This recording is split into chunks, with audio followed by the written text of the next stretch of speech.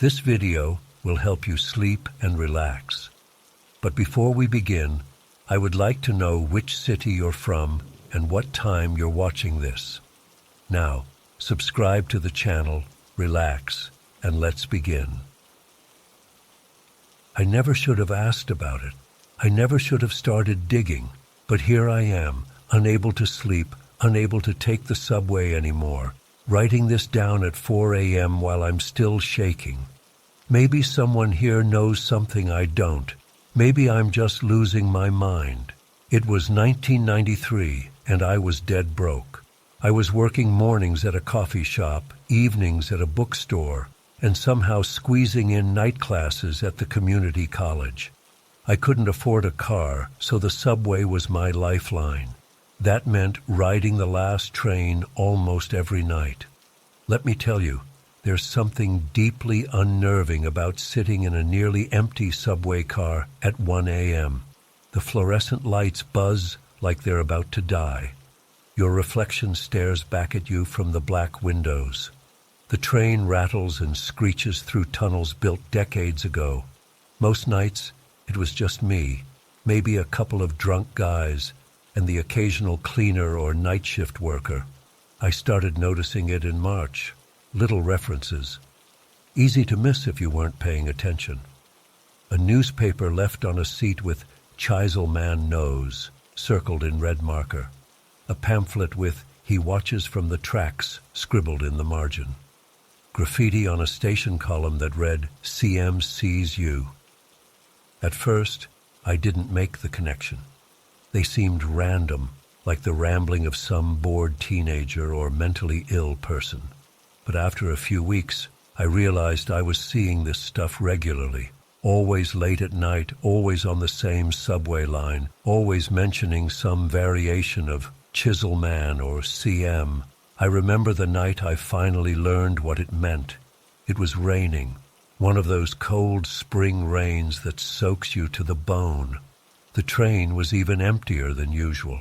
Just me and this older guy in a maintenance uniform, probably heading home after his shift. He caught me staring at some graffiti on the other side of the car that said, "The Chisel Man never left." When our eyes met, he shook his head and sighed. "You new to these late trains?" he asked. I told him I'd been riding them for months. "And you're just now noticing that stuff?" He gestured to the graffiti. I'm surprised. Usually the Chisel Man crap is the first thing people ask about. I asked him what it meant, and that's when I got the story. Back in the 1950s, there had been a series of murders in the city. The victims were found with perfect, precise holes drilled into their skulls. The newspapers dubbed the killer the Chisel Man because of the tool he apparently used. "They almost caught him one night," the maintenance guy explained. "Chased him right into Preston Station, had the whole place surrounded, but they never found him. Official story is he must have slipped through the cordon somehow." "But people think he stayed in the tunnels," I said, already feeling a chill. The guy nodded. "That's the rumor. Either his ghost haunts the subway system, or maybe he found some way to live down here. There are maintenance tunnels, abandoned platforms from the old lines. Plenty of places to hide if you know where to look." "That was like 40 years ago," I pointed out. "If he was still alive, he'd be ancient." Sure. Except some people say the killings never really stopped. Every few years, someone goes missing. Usually people no one would miss much, homeless folks, runaways. And sometimes they find bodies in the tunnels during renovations, bodies with holes in their skulls. He must have seen my face because he laughed. "Relax, kid. It's just a stupid urban legend, like alligators in the sewers. The real Chisel Man probably died decades ago in some other city." But I couldn't let it go. Over the next few weeks, I started asking other night workers about it. A janitor claimed he'd heard tapping in the walls of the tunnels, like metal on concrete, when he was cleaning an empty platform at 3 a.m. A ticket booth operator told me the security guards refused to patrol certain sections of the older tunnels alone. The more I asked, the more stories I heard. College students giggling nervously about a friend who'd seen a pale man holding something metallic near an abandoned platform. A drunk who swore the Chisel Man had followed him through 3 train cars before disappearing between stations. I started paying more attention on my late-night rides. I'd stare out the windows into the dark tunnels as we passed between stations, half expecting to see someone walking along the tracks. I'd scan the shadows of every platform we stopped at. I even took a different seat each night, trying to get a different view of the subway system. It was exhausting and stupid, and I knew it. I had classes to focus on, 2 jobs to juggle. I couldn't afford to obsess over some boogeyman story, but something about it got under my skin. Then came that night in late April. I'd stayed even later at the library than usual, cramming for finals. I barely made the last train, sliding through the doors just before they closed. The car was completely empty. As we pulled away from the station, I noticed something on the seat across from me. A small piece of metal, a chisel. Not old or rusty, but shiny and new, like someone had just set it down. I didn't touch it. I moved to another car at the next stop, my heart pounding the whole time. When I told one of the security guards about it the next day, he just shrugged. Probably some construction worker dropped it. They're always doing repairs at night. That made sense. Of course it did. Why would a ghost or a decades-old killer leave behind a brand-new tool? I forced myself to laugh it off. But a week later, something happened that I still can't explain. I was on the second-to-last train. We were passing through the old City Hall extension, that part of the line that runs through the original station they closed back in the 1960s. You can't access the platform anymore, but the trains still run through it. If you look out the windows, you can see the abandoned platform with its ornate tiling and old-fashioned signage, dimly lit by security lights. I always found that section fascinating, this glimpse into the past as the train slowed through the curve. That night, I was gazing out the window as usual, watching the abandoned platform slide by. That's when I saw him. At first, it was just movement, a shadow shifting behind one of the support columns. Then he stepped partially into view, a tall, thin figure wearing what looked like an old-fashioned coat. His face was pale, so pale it seemed to glow in the dim light. I couldn't make out his features clearly, except for his eyes, which looked wrong, sunken, hollow. He was holding something in his right hand, something that caught the light and reflected it back, something metal. It had been dragging along the floor, leaving visible scratch marks on the concrete. Our eyes met for just a second as the train moved past. Then he ducked back behind the column. I jumped up, pressing against the window, trying to keep sight of him as we continued through the station. But he was gone. My hands were shaking so badly I could barely grip the pole. I told myself it was a maintenance worker. It had to be. But why would a maintenance worker be standing in the shadows of an abandoned platform? Why would he duck away when the train passed? And what was he dragging along the floor? When we reached the next station, I ran to the front of the train. The driver looked annoyed when I knocked on his door, but he opened it. "I just saw someone on the old City Hall platform," I blurted out. He frowned. "That's impossible. That area's been sealed off for decades." "Well, I saw someone, a man in a coat. He was holding something metal." The driver's expression changed. "Look, kid, there's no one there. Those tunnels play tricks on your eyes, reflections, shadows, whatever. Go sit down." But I could tell he was rattled. When he thought I couldn't hear him, I overheard him radio someone. All I caught was, "Another sighting at City Hall. Yeah, same description. I didn't take the late train for a week after that. I spent extra money on cabs I couldn't afford. But eventually, my finances forced me back to the subway. The next time I rode the late train, I sat with my back to the windows, refusing to look out as we passed through the old City Hall extension. But I could feel it, the weight of eyes watching from the darkness. As we pulled away from that section, I noticed something on the floor by my feet. A small piece of paper torn from a notebook, written on it in jagged letters. "You saw me." I looked up frantically, scanning the empty car. No one had been near me. No one could have dropped it. Unless it had been there all along, placed before I even got on. Over the next few days, I noticed workers in the stations, not the usual maintenance people, but official-looking types with clipboards. They were examining the walls, the tracks.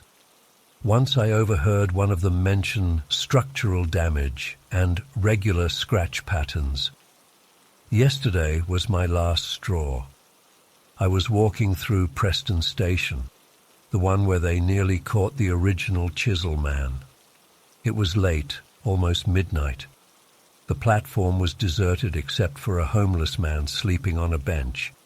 As I waited for the train, I heard it, a tapping sound. Not random, but rhythmic. Tap, tap, tap. Pause, tap, tap, tap, like metal on concrete. It was coming from the tunnel. I stepped closer to the edge, peering into the darkness. The tapping stopped. Then, from much closer than I expected, came a voice. Raspy, dry, like someone who hadn't spoken in years. "You've been looking for me." I stumbled backward, nearly falling.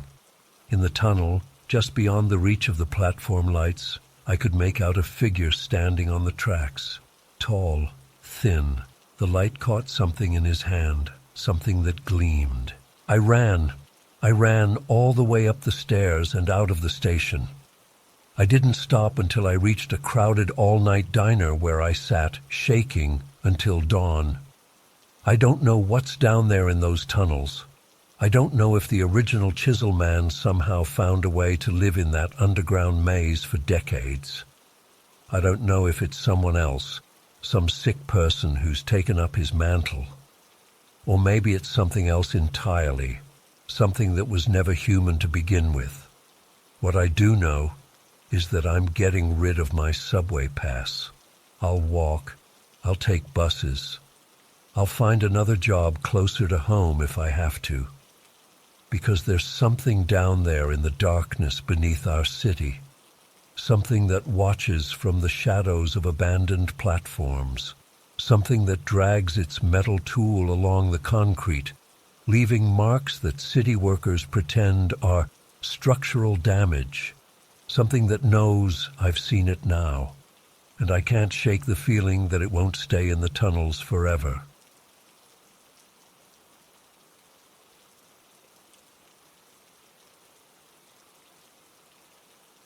I still haven't told anyone about what happened to me 3 months ago. I've been trying to process it, trying to make sense of it, but I just can't. I keep going back and forth between thinking I imagined it and being absolutely certain of what I saw. Writing this down might help me figure it out, or at least get it off my chest. So I had just broken up with my boyfriend of 3 years. It was messy and painful, and I couldn't afford the apartment we shared on my own. I ended up moving back in with my parents across the city. Not ideal at 27, but it was either that or be homeless. The worst part about living with my parents, besides the obvious lack of privacy, was the commute. I work as a bartender at this upscale place downtown that closes at 11 p.m. most nights. By the time I finish cleaning up and counting my tips, it's usually around midnight when I head home. The subway is the only option that late. I can't afford Ubers every night, and the buses don't run that frequently after hours. So there I was, taking the subway at midnight several times a week. It's not something I was thrilled about, but I was getting used to it. On this particular night, it was a Wednesday in late October, I finished work a little earlier than usual. It was cold and drizzly, that kind of rain that doesn't seem like much, but somehow soaks through everything. I remember checking my phone as I headed down the subway entrance. It was 11:47 p.m. The station near my work is pretty new and well lit. Usually there are at least a few other late-night workers making their way home, even at that hour.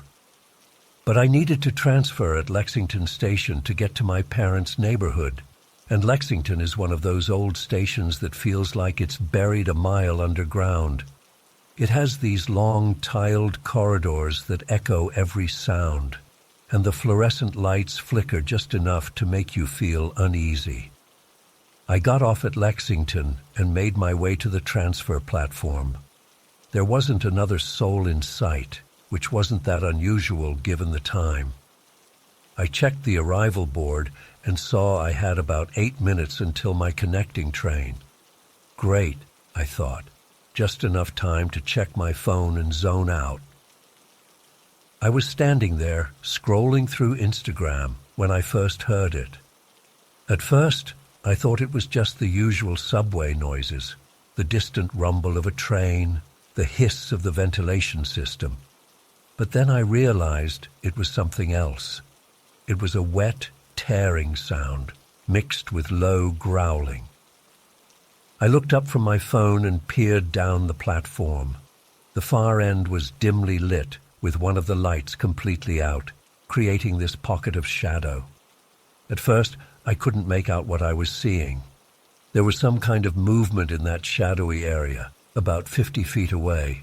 As my eyes adjusted, I realized there was a large, dark shape hunched over something on the ground. It was making these jerky movements, and that's where the tearing sounds were coming from. I squinted, trying to make sense of what I was looking at. That's when I realized what it was. It looked like a pit bull, but massive, bigger than any pit bull I'd ever seen. It had to be at least 120 pounds, with a broad chest and powerful shoulders. Its coat was black, but not a normal black. It was the kind of black that seems to absorb light. And it was tearing at something that looked horribly like a human body. I froze. My brain couldn't process what I was seeing. The dog, if that's what it was, had its head buried in what looked like the torso of a person wearing a dark jacket. There were wet, ripping sounds as it pulled at whatever it was eating. I must have made some noise without realizing it, because suddenly the animal stopped what it was doing and lifted its head. Even from that distance, I could see its face was wet and dark with what had to be blood. For a moment, we just stared at each other. Then it let out this low growl that echoed through the station. It wasn't like any dog growl I'd ever heard. It was deeper, almost like it was coming from something bigger than what I was looking at. It dropped whatever it had been feeding on and began moving toward me. It didn't run. It walked with this deliberate stalking gait that was somehow more terrifying than if it had charged. I'd like to say I did something brave or smart, but the truth is, I panicked. I turned and ran back the way I'd come, looking for anywhere to hide. I remembered passing a bathroom in one of the side corridors and made a beeline for it. My hands were shaking so badly I could barely get the door open. I could hear the click-clack of the animal's nails on the tile floor, getting closer. That sound will haunt me forever, the steady rhythm of those nails, unhurried but relentless. I finally got the bathroom door open and threw myself inside, slamming it shut behind me. There was an old-fashioned lock, the kind you have to turn, and I twisted it just as something heavy thudded against the other side of the door. The bathroom was small and smelled like industrial cleaner and God knows what else. There was a single fluorescent light that buzzed and flickered overhead. I backed away from the door until I hit the wall, then slid down to the floor. On the other side of the door, the animal started scratching. Not the frantic scratching of a dog trying to dig its way through, but slow, methodical scrapes. Scratch. Pause. Scratch. Like it knew I wasn't going anywhere and was just letting me know it was there, waiting. Then it started sniffing along the bottom of the door.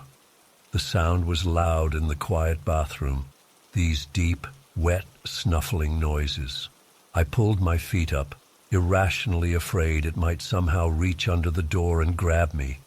I don't know how long I sat there. My phone showed no signal underground, so I couldn't call for help. The scratching and sniffing continued on and off for what felt like hours, but was probably only 15 or 20 minutes. Then abruptly, it stopped. I sat in silence, straining to hear any sound from outside. Nothing. After about 5 minutes of complete quiet, I started to wonder if it had given up and left. But I was too scared to check.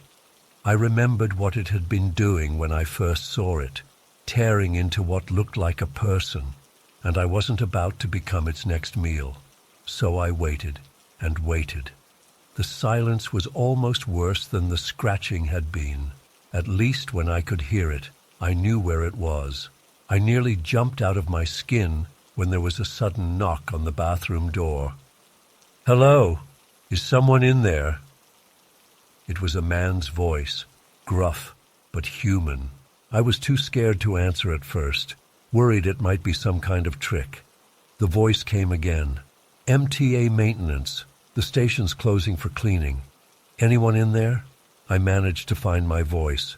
There's something out there," I said, hating how small and scared I sounded. There was a pause. "What do you mean, something?" "Look, I need to clean this bathroom. Can you come out?" "There's a dog," I said. "A big dog. It attacked someone." Another pause. Then I heard the jingle of keys. "I'm gonna unlock this door, okay? There's no dog out here." Before I could protest, I heard the key in the lock, and the door swung open.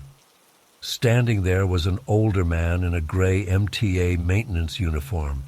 He looked tired and slightly annoyed, but his expression changed to concern when he saw me huddled on the floor. "Jesus, are you okay?" he asked, taking a step into the bathroom. I scrambled to my feet. "Did you see it? The dog? It was huge, and it was eating someone." He frowned at me. "I haven't seen any dogs in here, miss, and definitely no one being eaten. Maybe you saw a rat? We get some big ones down here." "It wasn't a rat," I insisted. "It was a pit bull, but massive, and it was at the end of the platform. There was a body." The maintenance guy, his name tag said Earl, looked skeptical, but he seemed to realize I was genuinely frightened. "All right, let's go take a look. But I've been working this station for 15 years, and I ain't never seen no dog down here that wasn't with transit police." I didn't want to go back out there, but I also needed to know I wasn't losing my mind. So I followed Earl back through the corridor to the main platform. The platform looked different now. The lights that had been out before were working, casting a harsh fluorescent glow over everything. And there was nothing, absolutely nothing, at the spot where I'd seen the animal and its victim. No blood, no body, no sign that anything had happened there at all. "I don't understand," I said, walking slowly toward the area. "It was right here. The dog was right here. And there was a person." Earl was looking at me with a mixture of pity and wariness. "Maybe you dozed off and had a nightmare. Happens to me sometimes when I'm working the night shift." But I hadn't been asleep. I was certain of what I'd seen. I walked to the exact spot and crouched down, examining the floor. The tiles were grimy and stained, but there was no blood, no signs of a struggle or feeding.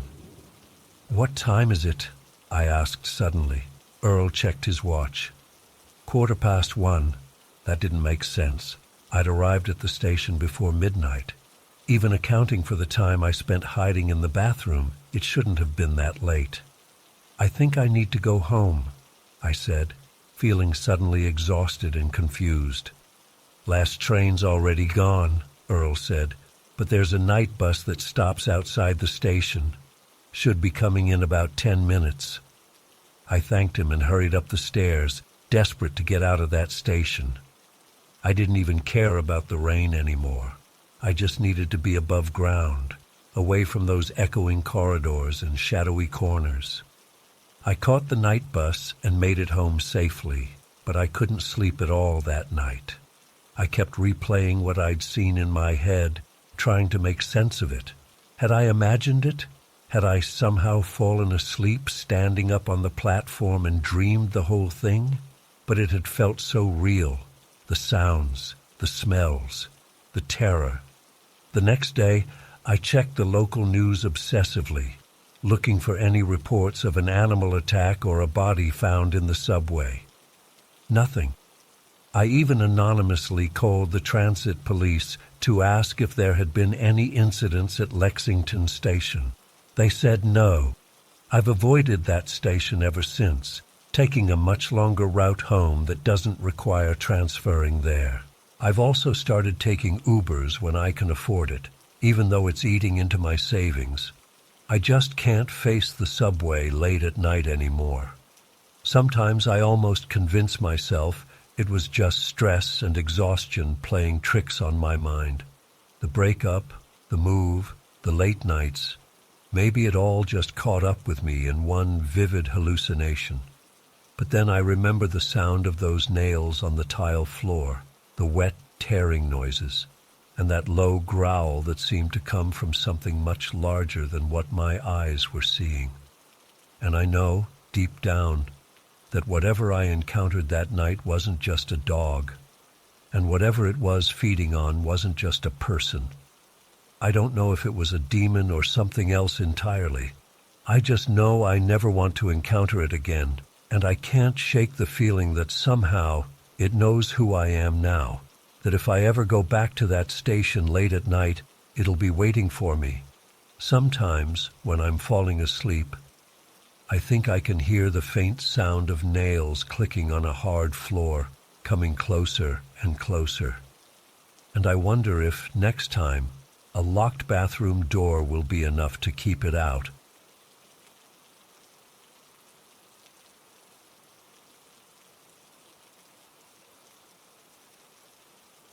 I've been debating whether to post this for months. I'm not big on sharing personal shit online, but I need to get this off my chest, and none of my friends believe me anyway. They just laugh it off like I'm trying to scare them. But this happened. All of it. I started working for the Metro Transit Authority about 8 months ago as a junior maintenance tech. The pay was decent, way better than my last gig at that warehouse, and the benefits were solid. Night shifts sucked at first, but I got used to them. The job itself wasn't complicated. Check signal boxes, replace burnt-out lights, clean up trash, make sure the tracks were clear of debris, that kind of stuff. Basic maintenance that keeps the trains running safely. The older guys took me under their wing pretty quick. Mike, this 50-something dude with a permanent 5 o'clock shadow, showed me the ropes. Then there was Devin, who everyone called Final, because he was always saying, "Finally," whenever we finished a task. There were others too, but these guys were the ones I worked with most. Everything was normal for the first few weeks. Then I started noticing something weird.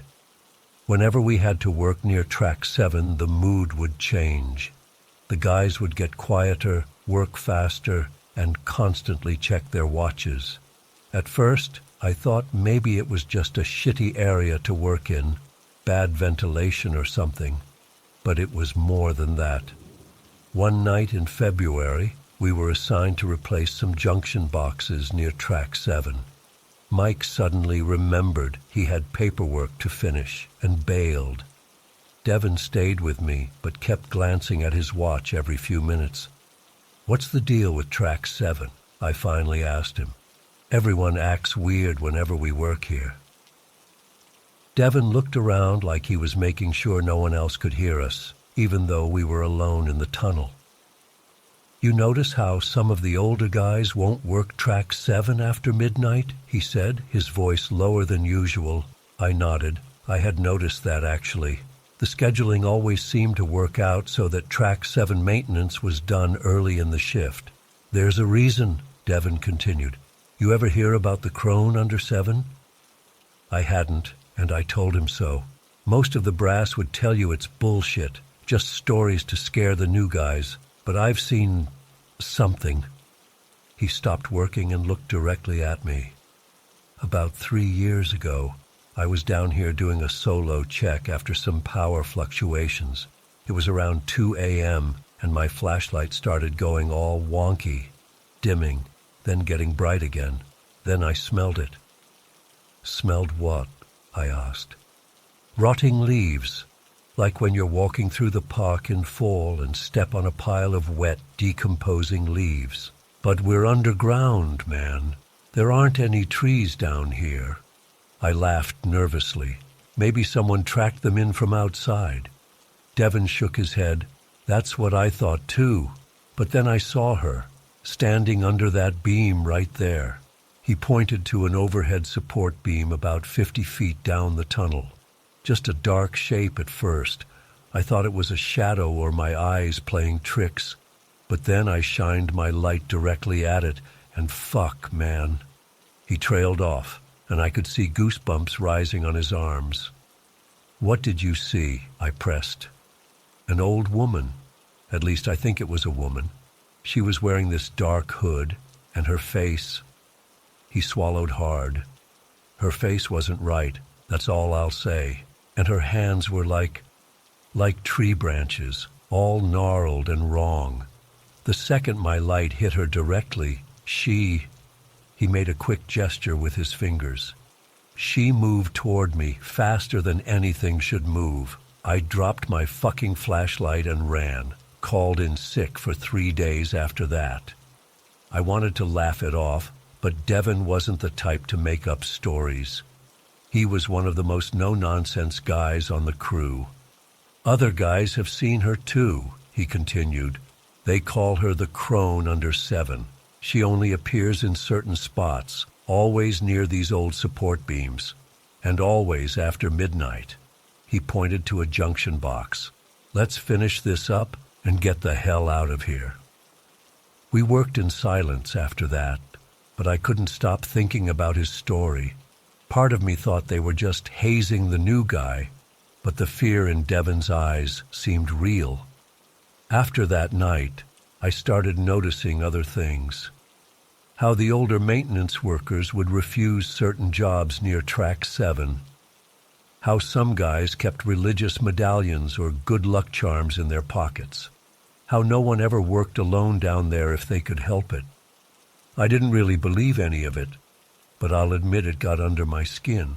I started getting jumpy when I had to work near track 7, especially on solo jobs. I'd find myself glancing at the support beams, half expecting to see something. Then came March 12th. I'll never forget that date. The transit system was doing some major repairs that night, which meant sections of the subway were completely shut down. No trains, no power to the third rail, just emergency lighting and U.S. maintenance guys. I was assigned to check a series of signal boxes near, you guessed it, track 7. I was alone. Mike was on vacation, and Devon had called in sick with the flu. My supervisor, Thompson, told me it was an easy job. Just check the boxes, record the readings, and get out. Should take an hour, tops. The tunnel felt different without the usual ambient noise of distant trains, just the hum of emergency lights and the occasional drip of water. I made my way to the first signal box, trying not to think about Devon's story. The first 3 boxes checked out fine. The fourth was about halfway down track 7, near one of those support beams Devon had pointed out. As I approached it, I noticed my flashlight starting to flicker. Just a little at first, then more persistently. "Piece of shit," I muttered, smacking it against my palm. The light steadied but seemed dimmer than before. I reached the signal box and opened it up, shining my light inside to check the connections. Everything looked normal. I was just about to close it when I caught a glimpse of something at the edge of my flashlight beam, a dark shape standing near the next support beam down the tunnel. My heart nearly stopped. I froze, flashlight pointed at the ground, not daring to move it. I remembered what Devon had said about shining his light directly at whatever it was, how it had moved toward him when he did that. Slowly, I tilted my flashlight beam slightly to the side, not directly at the figure but close enough to see better. In the dim, indirect light, I could make out what looked like a thin, gnarled hand gripping the metal beam. The fingers were too long, the joints swollen and twisted in all the wrong places. And then I smelled it, that distinctive odor of rotting leaves, of organic matter decomposing in damp darkness. My body went cold. I wanted to run, but I was afraid any sudden movement would attract its attention. So I stood there, barely breathing, my flashlight beam trembling slightly as my hand shook. Then the smell got stronger, and I swear to God I heard something that sounded like dry leaves rustling, even though there was no breeze in the tunnel. I risked another glance, tilting my flashlight beam a little more toward the figure without pointing it directly there. It was gone. Nothing but empty space where the shape had been. I didn't waste any time. I slammed the signal box shut, not even bothering to lock it properly, and walked, not ran, but walked very fucking fast, back the way I came. My flashlight flickered the entire time, and I kept catching glimpses of movement in my peripheral vision.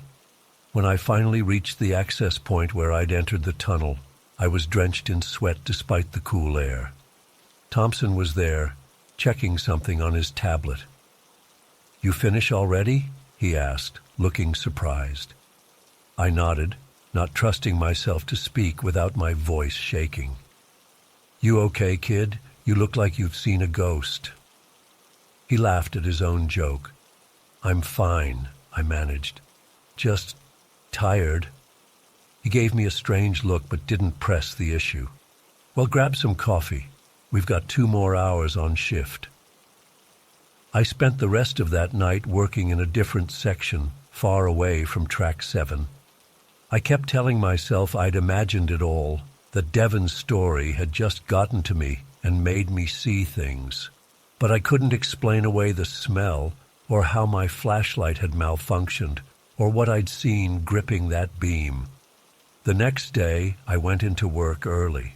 No one was scheduled to be near Track 7, so I had the place to myself. I told myself I was just going to check that I'd locked that signal box properly. But really, I needed to know if I'd imagined the whole thing. In the harsh light of day, well, the harsh fluorescent lighting of the tunnel, Track 7 looked normal. No mysterious figures, no strange smells. I made my way to the signal box I'd been working on the night before, checking each support beam as I passed. When I reached the beam where I'd seen whatever it was, I noticed something. There were marks on the metal, about 7 feet up. I shined my flashlight on them. Scratch marks, like something with hard, sharp fingers had gripped the steel tightly enough to leave indentations. And around the base of the beam were scattered tiny brownish flakes that looked exactly like dried leaves. I took a step back, nearly tripping over my own feet. This was real. It was fucking real.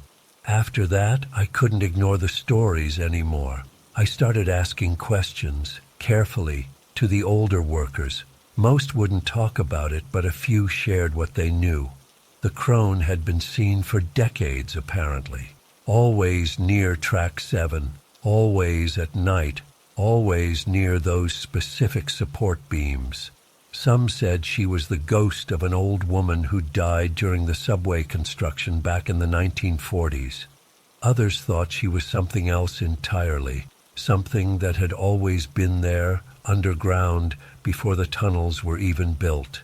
Whoever or whatever she was, I started to take precautions. I never worked alone near Track 7 if I could help it. I changed the batteries in my flashlight before every shift.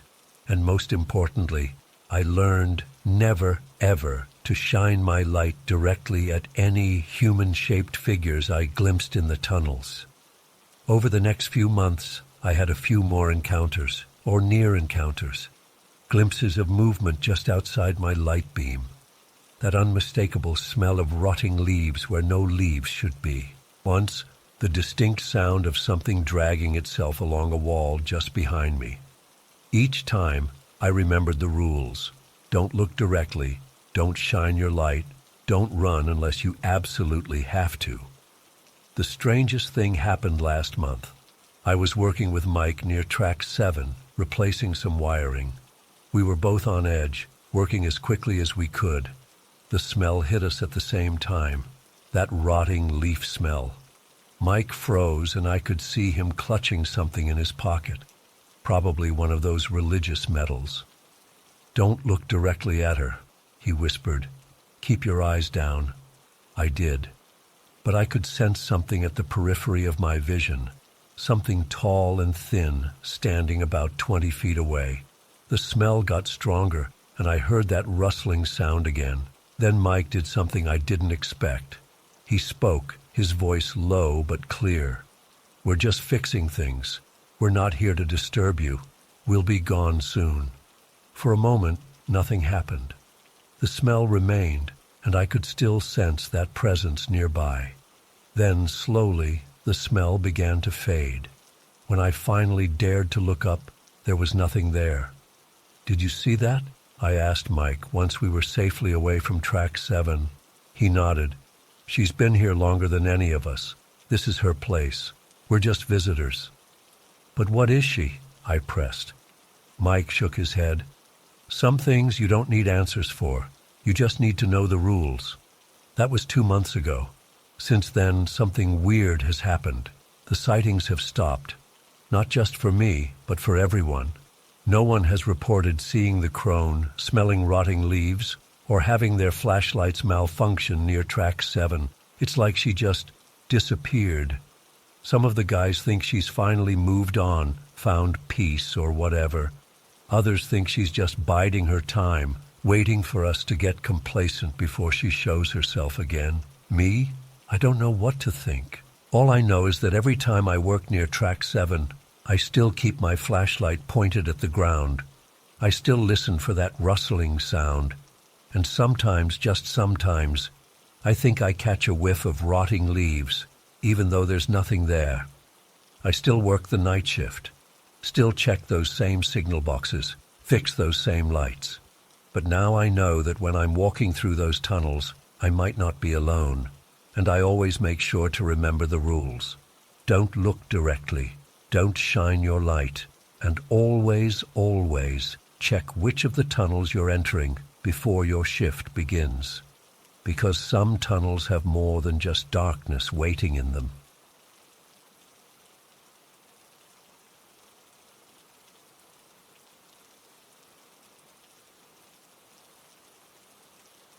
I've never really told anyone the full story of what happened to us in those tunnels. It's been 15 years now, and I still wake up in cold sweats some nights. I live 3 towns over from where it happened, but sometimes I'll catch a whiff of that smell, that damp, heavy, musky smell, and my heart starts racing all over again. This happened back in 2008 when I was a senior in high school. Me, Adrian, and Randy called ourselves urban explorers, which was just a fancy way of saying we broke into abandoned buildings for fun. We were bored teenagers in a small Massachusetts town where nothing ever happened. There wasn't much to do except get high in someone's basement or hang out at the mall, so we made our own entertainment. We'd already checked out all the abandoned spots around town, the old paper mill, the boarded-up psychiatric hospital on the hill, even the condemned elementary school that shut down after black mold took over. We thought we'd seen it all until Randy's uncle mentioned something about unfinished subway tunnels from the 1950s. Apparently our town had started building a subway system back then, but the whole project got scrapped halfway through. Randy's uncle worked for the town's public works department and said there were miles of tunnels just sitting empty under the streets. He mentioned it casually over dinner one night, and when Randy told us about it the next day, we knew immediately we had to check it out. It took us weeks of research to find an entry point. We checked old newspapers at the library, dug through public records, and even found these yellowed blueprints someone had uploaded to a local history forum. The documents were weird, parts were redacted or missing altogether, but we managed to piece together enough information to locate what seemed like an entrance behind an old electrical substation near the railroad tracks. May 16th, 2008. That was the day. I remember because it was exactly 1 month before graduation. We met up around 11 p.m. on a Friday, dressed in dark clothes and carrying our usual exploration gear. Flashlights, extra batteries, a first aid kit, water bottles, and our phones, which were useless pieces of crap back then, not the mini computers we have now.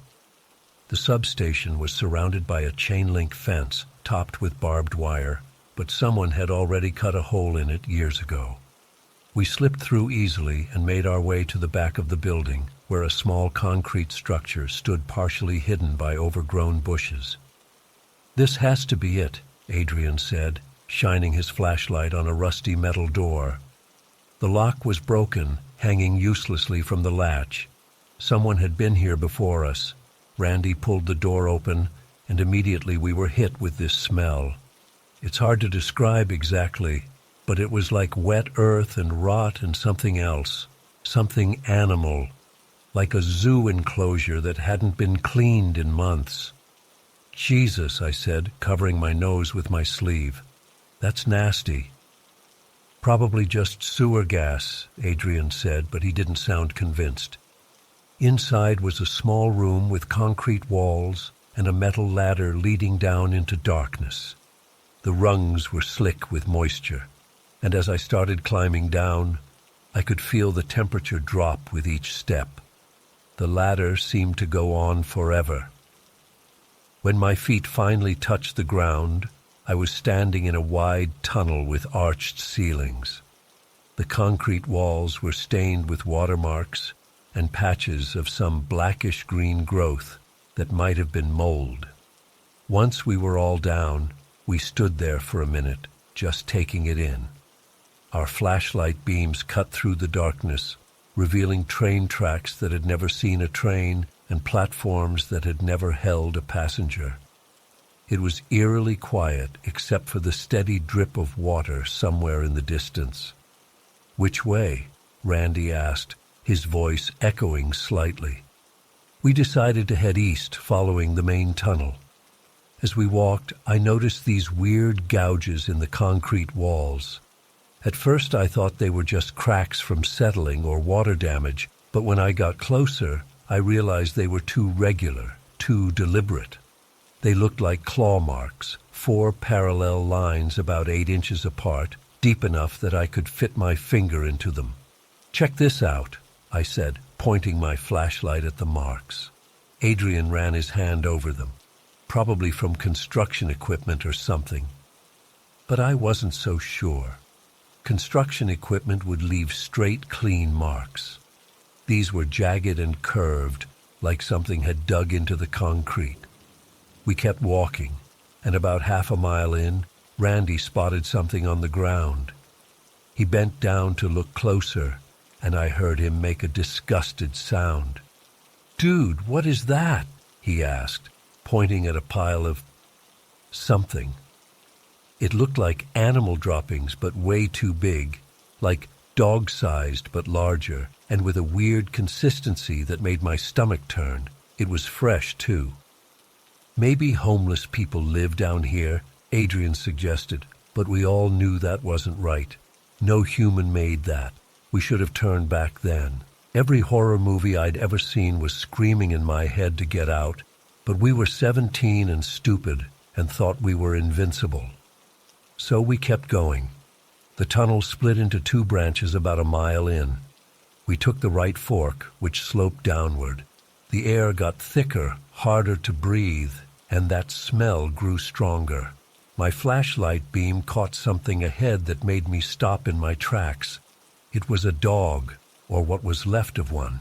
It looked like a German shepherd, torn open from neck to tail, partially eaten.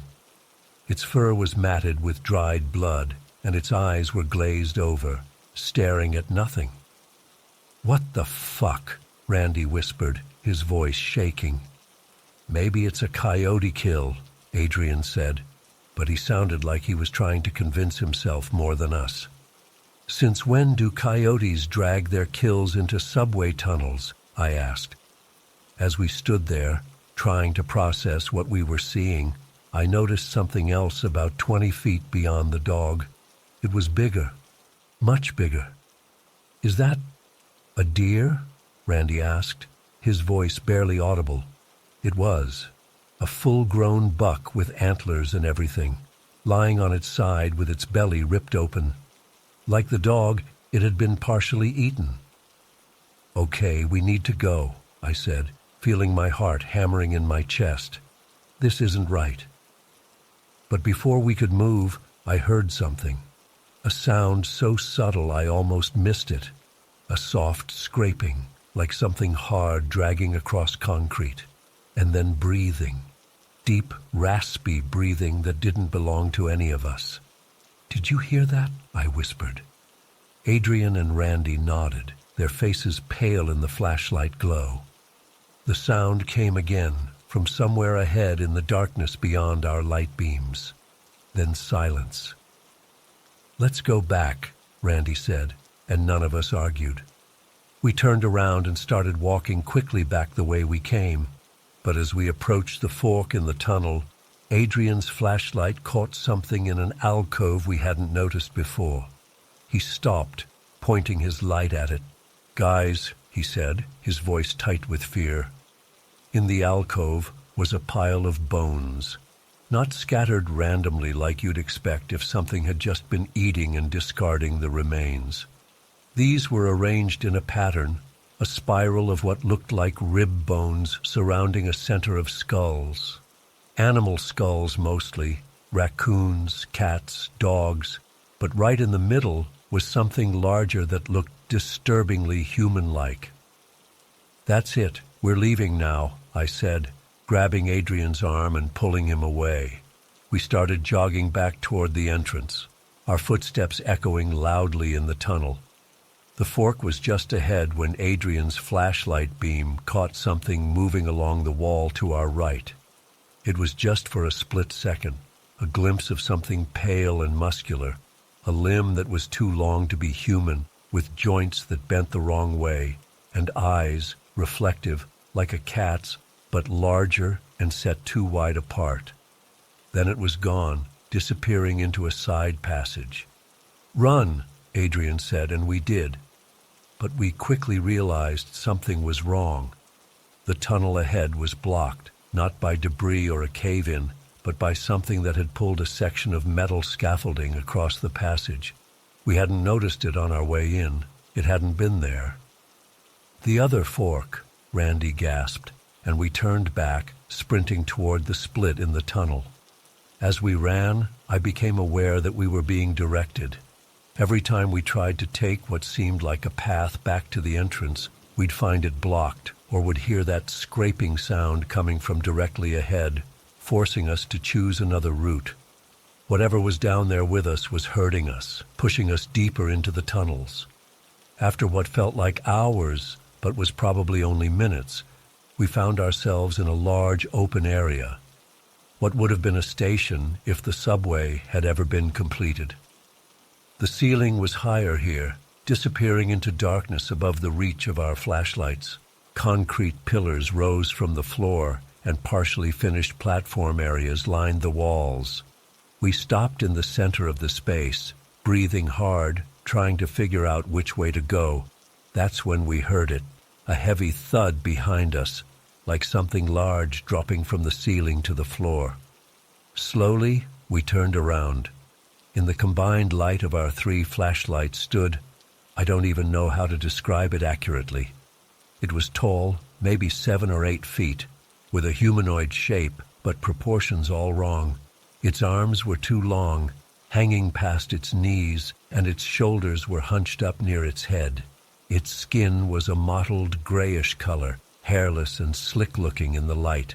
Its face, God, its face. The eyes were huge and reflective, the nose just 2 slits, and its mouth was wide and filled with teeth that looked too sharp, too numerous. For a second, nobody moved.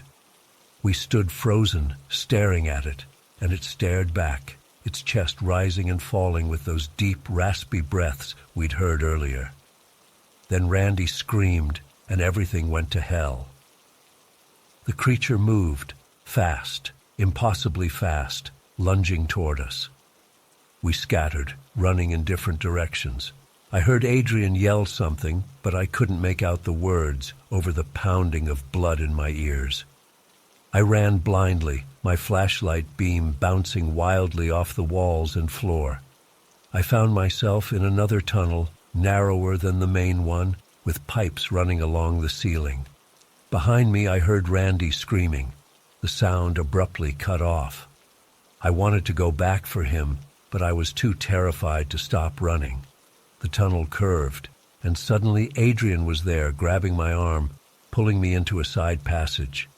"Where's Randy?" I gasped. "I don't know," Adrian said, his voice breaking. "It got between us. I couldn't."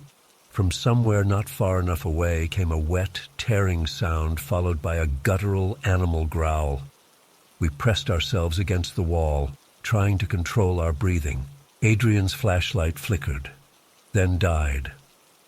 We were left with just mine, the beam noticeably dimmer than before. The batteries were dying. "We need to find the entrance," Adrian whispered. "I don't even know which direction it is anymore," I admitted. We listened for any sound that might tell us where the creature was, but the tunnels had gone eerily silent. No dripping water, no distant echoes, nothing. "Maybe it's gone after Randy," Adrian said, and I could hear the guilt in his voice. "We can't help him if that thing gets us too," I said, though it felt like a betrayal to even think it. We started moving again, slower this time, trying to be quiet. Every intersection, every fork in the path was a terrifying choice.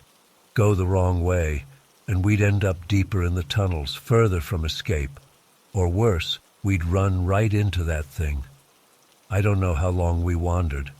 My watch had stopped working at some point, and the constant darkness made time meaningless.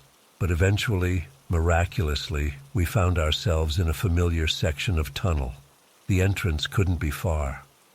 "There," Adrian pointed ahead, where the tunnel widened slightly. I recognized that graffiti. "We're close." We picked up our pace, hope giving us a second wind.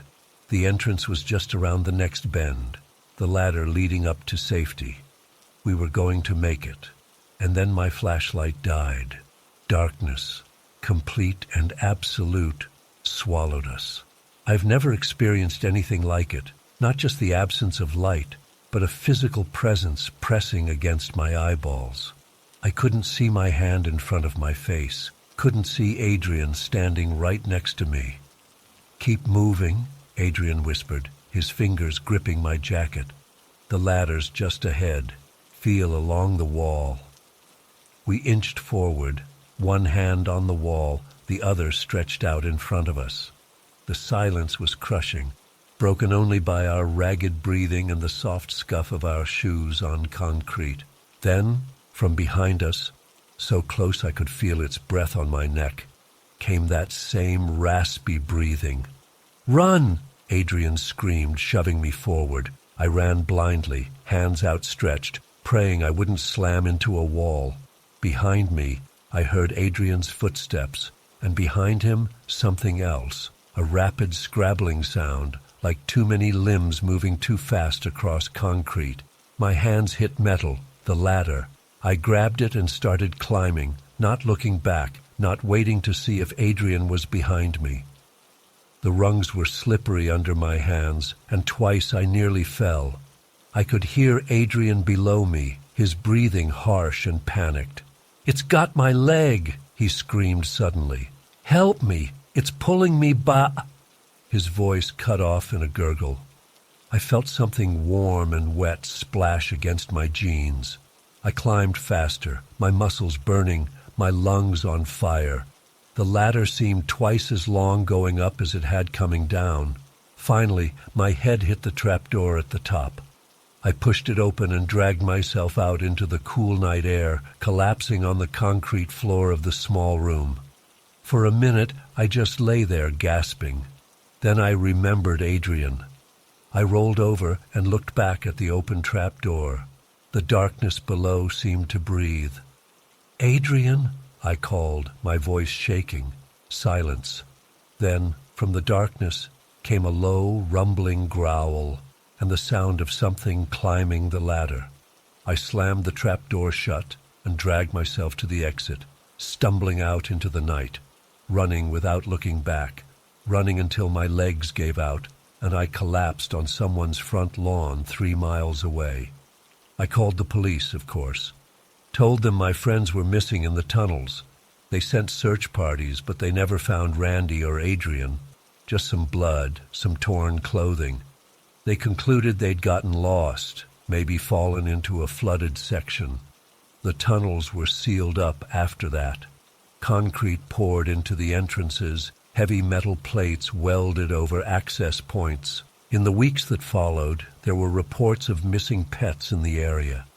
Dogs vanishing from fenced yards, cats never coming home. Then those stopped too. I've never gone back to that town. I moved away for college and never returned. But sometimes, when I'm lying in bed at night, I swear I can hear that breathing, that deep, raspy sound that doesn't belong to anything human. And I wonder if it's still down there, waiting in the darkness of those forgotten tunnels, or if it found another way out. I wonder if Randy and Adrian suffered. I wonder if I could have saved them if I'd been braver. And I wonder if someday, in some other town, someone else will find an entrance to those tunnels and make the same mistake we did. I still can't go into the subway here in Boston. The sounds, the screeching of the trains, the rumble underfoot, they bring it all back. Sometimes I catch a whiff of that smell, that distinctive damp earth and something else scent, and I have to get out, have to get above ground where there's light and air and people. I don't know what we found in those tunnels that night. I don't want to know. All I know is that sometimes, when I close my eyes, I still see those reflective eyes staring back at me from the darkness. And I hear that breathing, always that breathing, just behind me in the dark.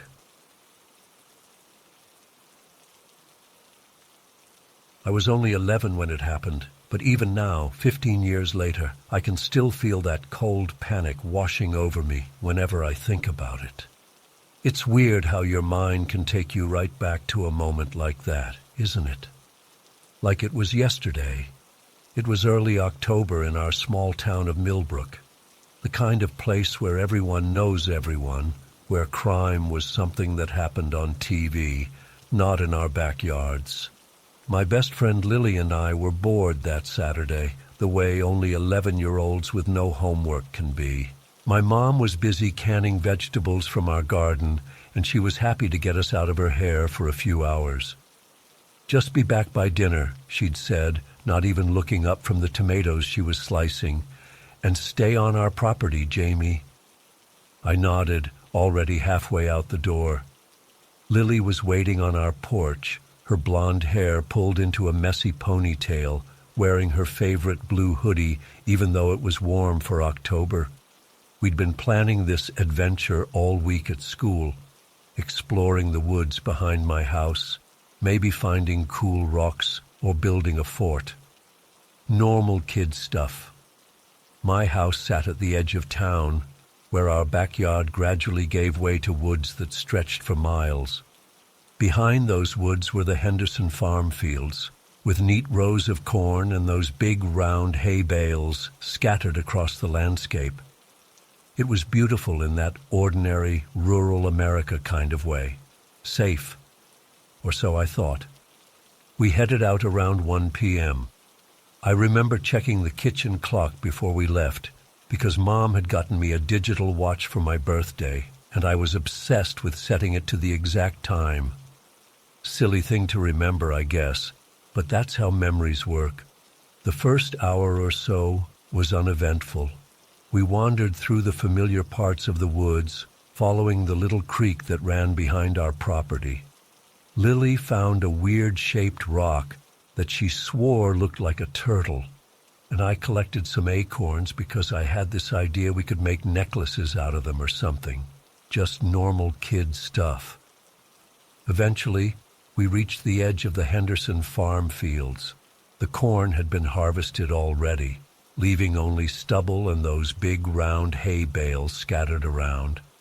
It was a huge open space after the dense woods, and I remember feeling small standing there, with nothing but open sky above us. "Let's go to the big oak tree," I suggested, pointing to a massive tree standing alone near the middle of the field. It was a landmark everyone in town knew, supposedly over 200 years old. We crossed through the field, weaving between hay bales, making up stories about being explorers discovering new lands. When we reached the oak tree, we climbed onto one of the lower branches and just sat there for a while, looking back toward town and my house, which you could just barely see in the distance. It must have been around 3 p.m. when we decided to head back. The sun was still high, but there was that feeling in the air that afternoon was tipping toward evening. My mom would want us home soon, and besides, we were getting hungry. We took a slightly different path back, cutting across a different section of the field where the hay bales were arranged in neat rows rather than scattered around. I remember noticing how the shadows were getting longer, stretching across the golden stubble of the harvested field. That's when I first saw him. He was just there suddenly, walking from the tree line on the far side of the field, moving toward us.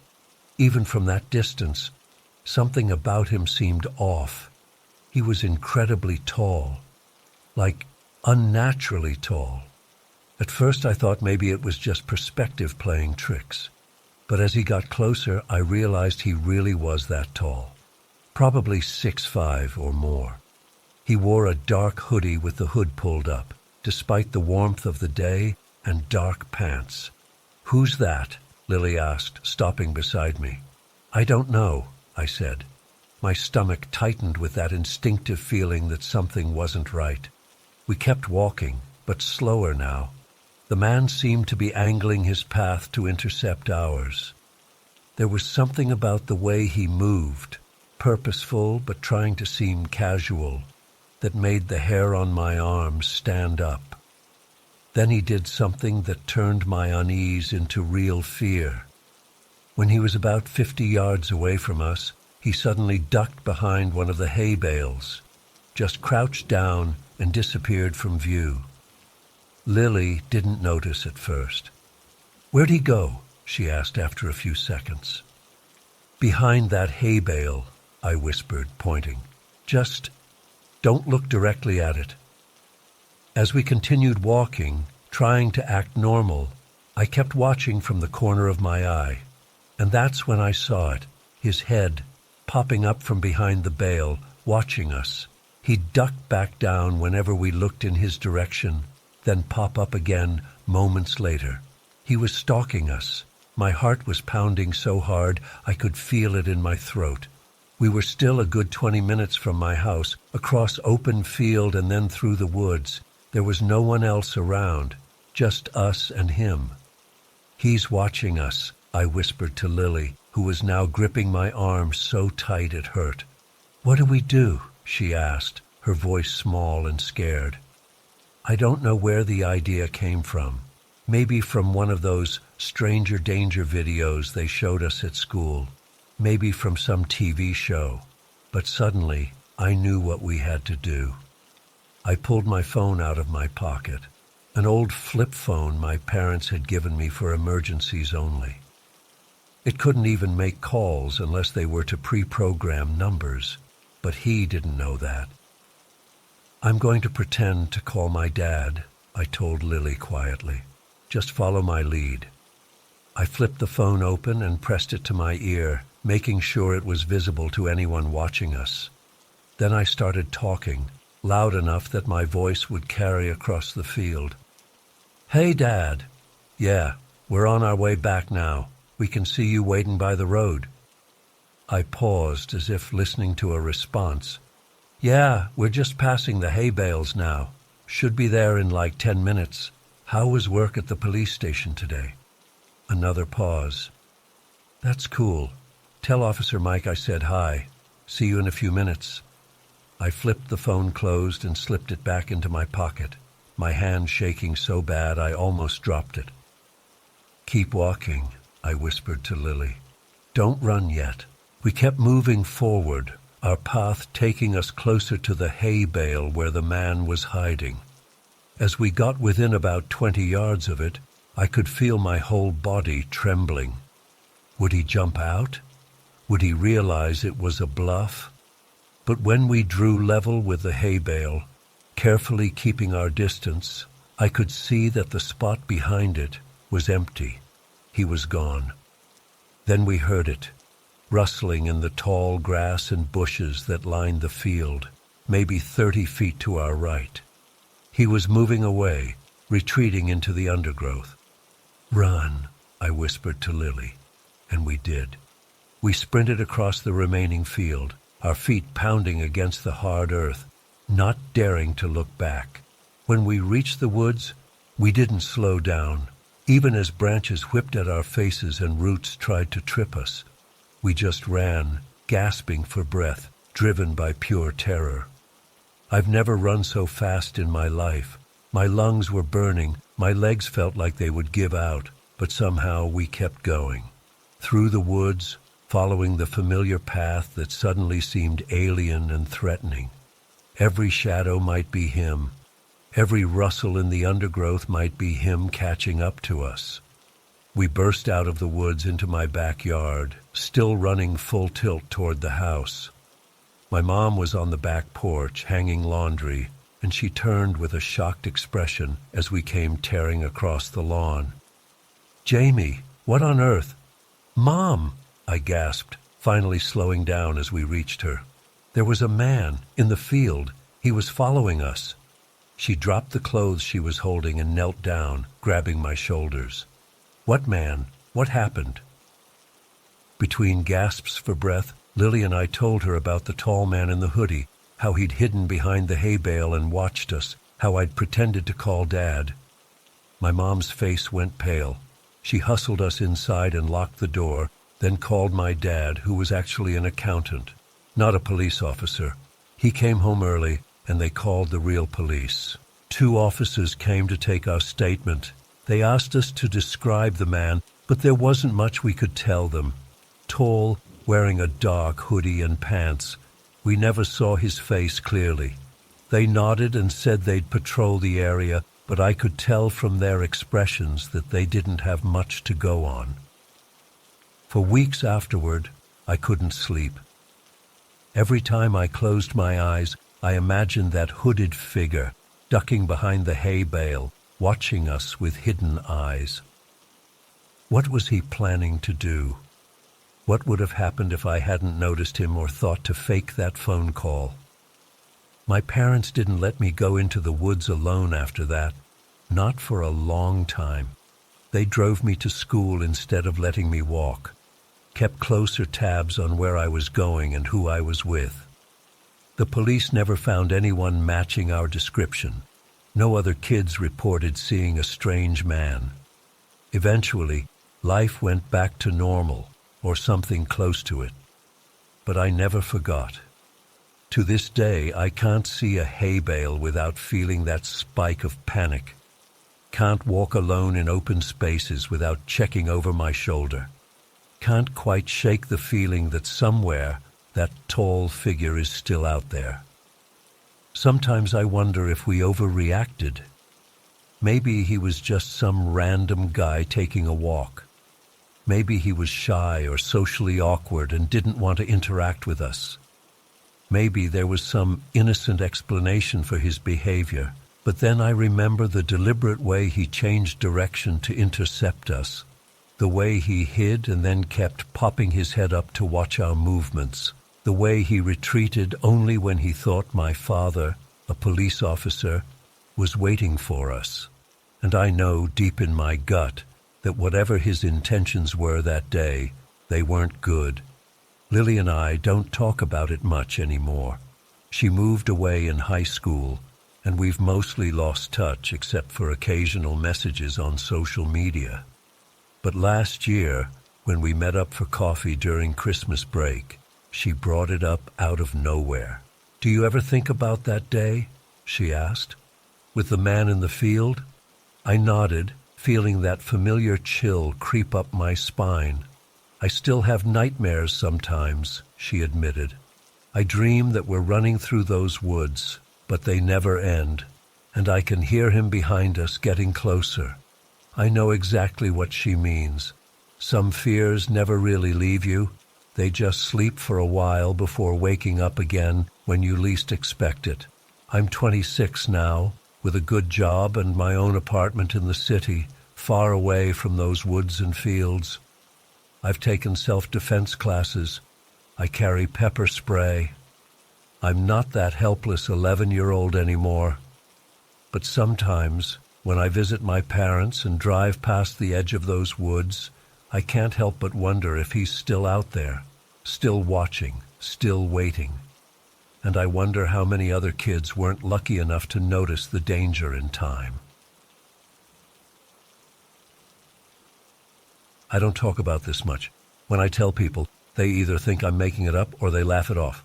But what I saw that day at Lake Pontchartrain still keeps me up some nights, and I figure maybe someone here has seen something similar or can at least tell me I'm not crazy. This happened back in summer 2017. I was 13, and my dad had this whole fishing trip planned for us. Mom stayed home because she had to work, so it was just me, my dad, and my baby sister Lily, who was only 2 at the time.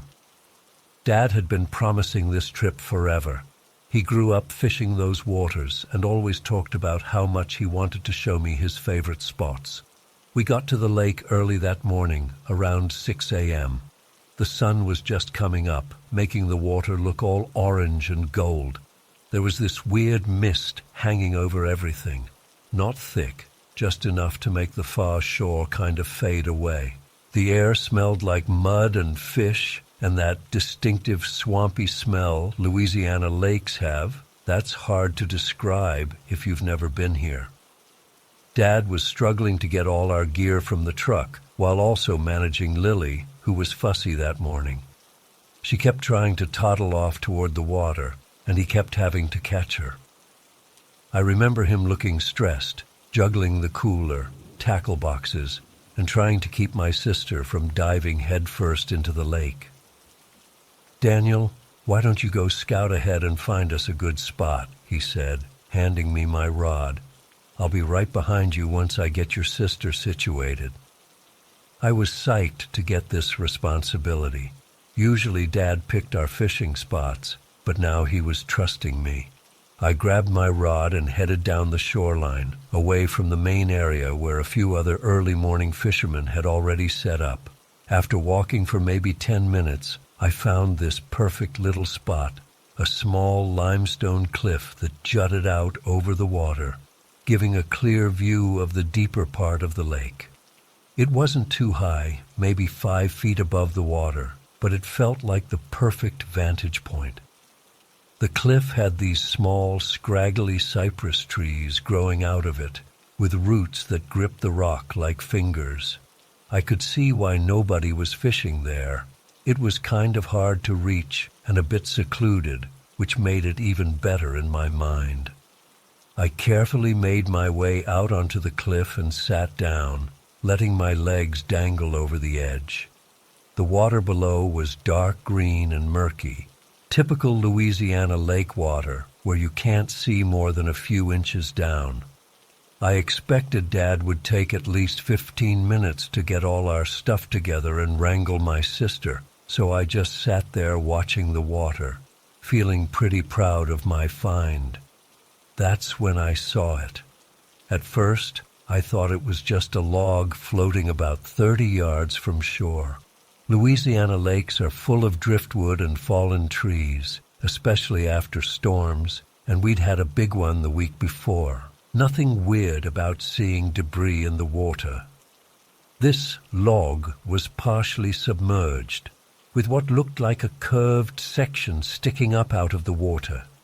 It was dark, not black, but a deep greenish-brown color that almost blended with the water. From my position on the cliff, I could see it clearly against the lighter water where the sun was hitting.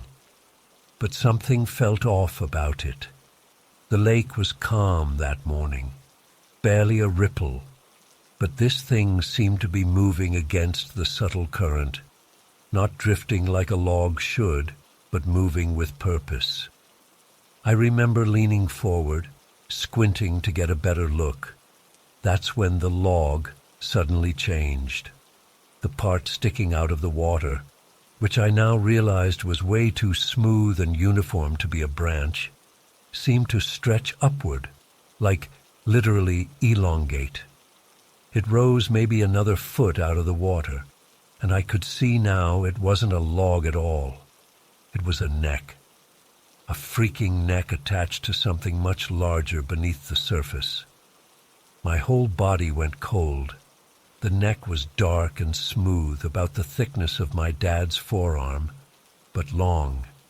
At the top was what I can only describe as a small head, though from that distance I couldn't make out features.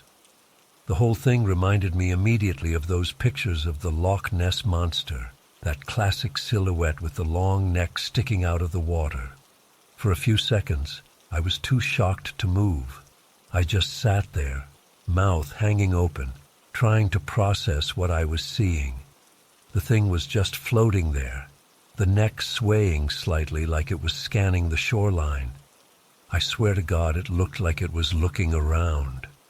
Then, as if sensing my stare, the head turned.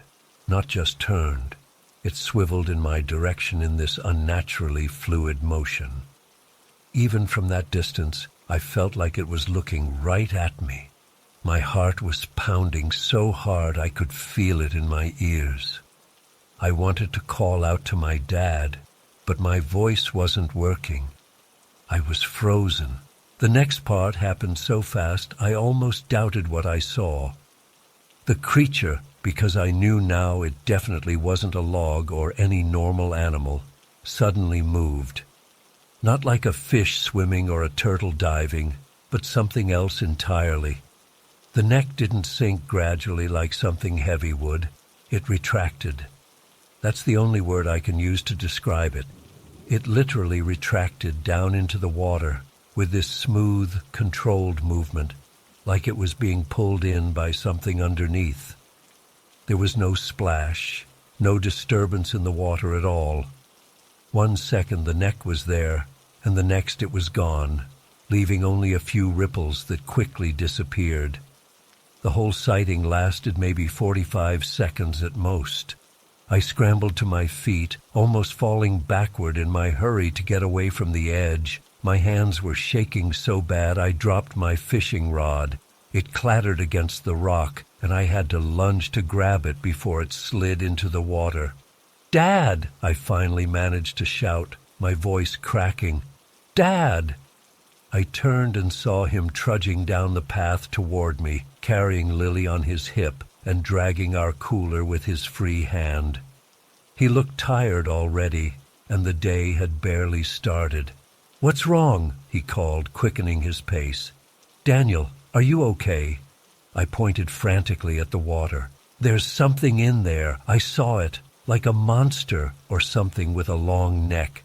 By the time he reached me, I was rambling, words tumbling out faster than I could organize them. I told him about the log that wasn't a log, the neck that rose from the water, how it looked at me before disappearing. Dad set Lily down on a flat rock and handed her a juice box to keep her occupied. Then he walked to the edge of the cliff and stared out at the water, shading his eyes with his hand. "Where did you see it?" he asked, but I could already hear the skepticism in his voice. "Right there."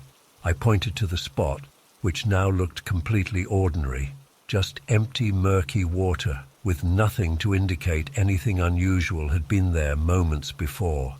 "It was right there, I swear." Dad gave me that look, the one parents give when they think you're making stuff up. "Daniel, we've talked about this. Just because you read about something doesn't mean—" "I'm not making it up." I cut him off, my voice rising. "It was real. It had this long neck and a small head, and it was looking right at me." "Like the Loch Ness Monster?" Dad asked, raising an eyebrow. I nodded eagerly. "Yeah, exactly like that. But here." Dad sighed and put his hand on my shoulder. "Look, I know you're into all this cryptid stuff lately. Your mom told me about all those books and YouTube videos you've been watching. But Louisiana lakes don't have monsters in them. We have gators, turtles, big catfish, but no Nessie cousins.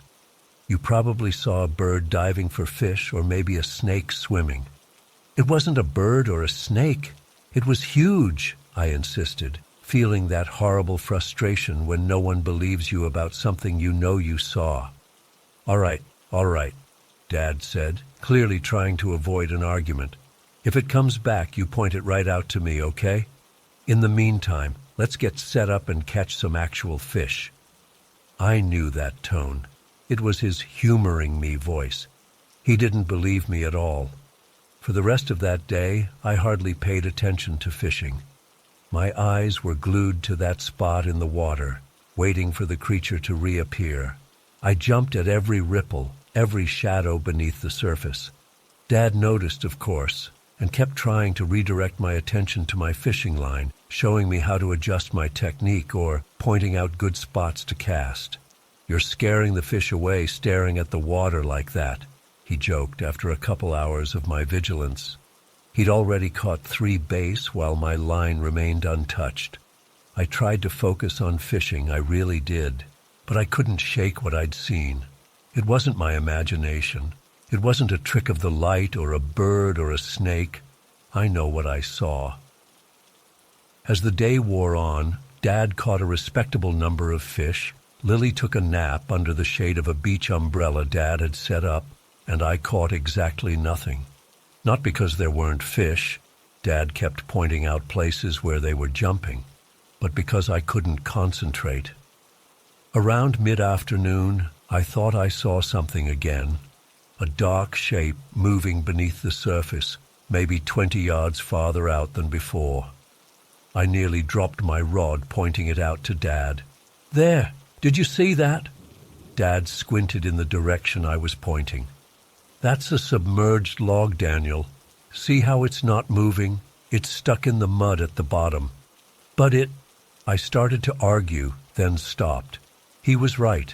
This one actually was a log. I felt my face flush with embarrassment. "Look," Dad said, more gently this time. "I get it. The lake can play tricks on your eyes. The way light hits the water, shadows from clouds, fish breaking the surface.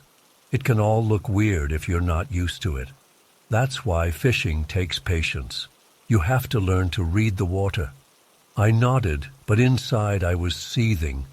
He was talking to me like I was Lily's age, not like I was 13. I knew what I saw wasn't a trick of the light. As the sun began to set, painting the sky in pinks and oranges, Dad started packing up our gear. We'd been there almost 12 hours, and aside from that first sighting, I hadn't seen any sign of the creature again. Part of me was relieved.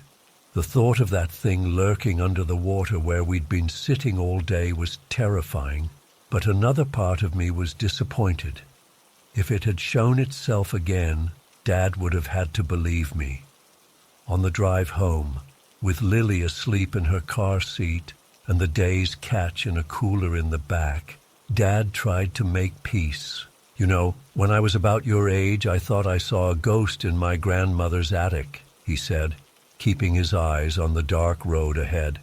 "I was so convinced it was real that I refused to go up there for years. Turned out it was just an old dress form with a sheet thrown over it that moved when the air conditioning kicked on." "This wasn't like that," I said quietly, staring out the window at the passing trees. "I know what I saw." Dad sighed. "I'm not saying you didn't see something, buddy. Just that sometimes our minds make connections that aren't there. It's normal." I didn't respond. There was no point. The more I insisted, the more he'd think I was doubling down on a fantasy. When we got home, Mom asked how the trip went. Dad talked about the fish he caught, showed her pictures of Lily napping under the umbrella, and mentioned what a great spot I'd found. He didn't say anything about what I'd seen, and neither did I. What was the point? That night, I couldn't sleep. I kept seeing that neck rising from the water, the way it moved, how it seemed to look right at me. I got out of bed and went to my computer, searching for Louisiana lake monster and similar terms. I found plenty of folk tales, the rougarou, the Honey Island swamp monster, various haunted bayous, but nothing that matched what I'd seen. The closest was some old newspaper articles about strange sightings in Lake Pontchartrain from the 1930s, but those descriptions were vague. I spent the next few weeks obsessed, reading everything I could find about lake creatures, watching documentaries about cryptids, and begging Dad to take me back to that same spot. He eventually did, about a month later, but we didn't see anything unusual, just a normal day of fishing. As time passed, the memory remained vivid, but I stopped talking about it. Every time I brought it up, I'd get the same reactions: disbelief, gentle mockery, or concern that I was too caught up in fantasy. So I kept it to myself, this secret knowledge that there was something in that lake that shouldn't exist. It's been 6 years now. I'm 19, in college studying marine biology. No surprise there, right? I've been back to that lake many times since then, sometimes with Dad, sometimes alone once I got my license. I've spent hours at that same cliff, watching the water, hoping for another glimpse. I've never seen it again, but I know what I saw that day wasn't a log, a bird, a snake, or a trick of the light. It was something else, something that doesn't fit into the neat categories of animals we're taught about. Something that, according to science, shouldn't exist, but does. I still fish that lake sometimes. But unlike other fishermen, I'm always watching the water, not for ripples from fish, but for that distinctive shape, that impossible neck rising from the depths. And I never, ever swim there. Whatever I saw that day is still out there. I'm sure of it. And sometimes, when I'm sitting on that cliff with my line in the water, I get this prickling sensation on the back of my neck, like I'm the one being watched. I've spent months debating whether I should post this. My therapist thinks it might help me process everything, but I'm not sure anything can help at this point. I wake up at 3 a.m. almost every night now, convinced I can hear something on my roof. It was supposed to be a celebration. Our team at the marketing agency in Denver had just landed this massive account after months of 70-hour weeks and constant stress. When Mark suggested we take a weekend trip to decompress, it sounded perfect. Just 3 days in the mountains, away from emails and client calls. Mark, Lisa, and me, Russell, the three musketeers of the creative department. Mark found this cabin online, super cheap for what it offered. "It's a steal," he kept saying, showing us pictures of this rustic-looking place surrounded by pine trees. It was about 3 hours from Denver, tucked away in a less touristy part of the Rockies. No neighbors for at least a mile in any direction. Complete privacy. The drive up was fine, though the last 7 miles were on this narrow dirt road that my Subaru barely handled. I remember joking that if a horror movie director needed a creepy road to nowhere, this would be perfect. Lisa told me to shut up. She hates that kind of talk. We arrived Friday afternoon. The cabin was exactly like the photos. 2 bedrooms, a loft, wooden everything, big fireplace. Honestly, it was perfect. We unloaded the car, claimed our sleeping spots. Lisa got the main bedroom, Mark took the smaller one, and I got the loft, and started preparing dinner. We'd brought steaks, potatoes, and enough alcohol to forget about work for days.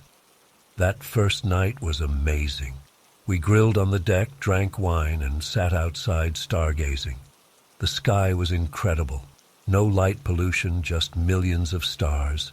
We talked about everything: work, gossip, relationships, dreams. Normal stuff. We went to bed around 1 a.m., all feeling relaxed for the first time in months. Saturday morning. This is when things started getting weird. I woke up early, always do, even on vacation. Made coffee, and was just sitting on the deck when Lisa came out, still in pajamas, asking if I'd been moving around in the basement.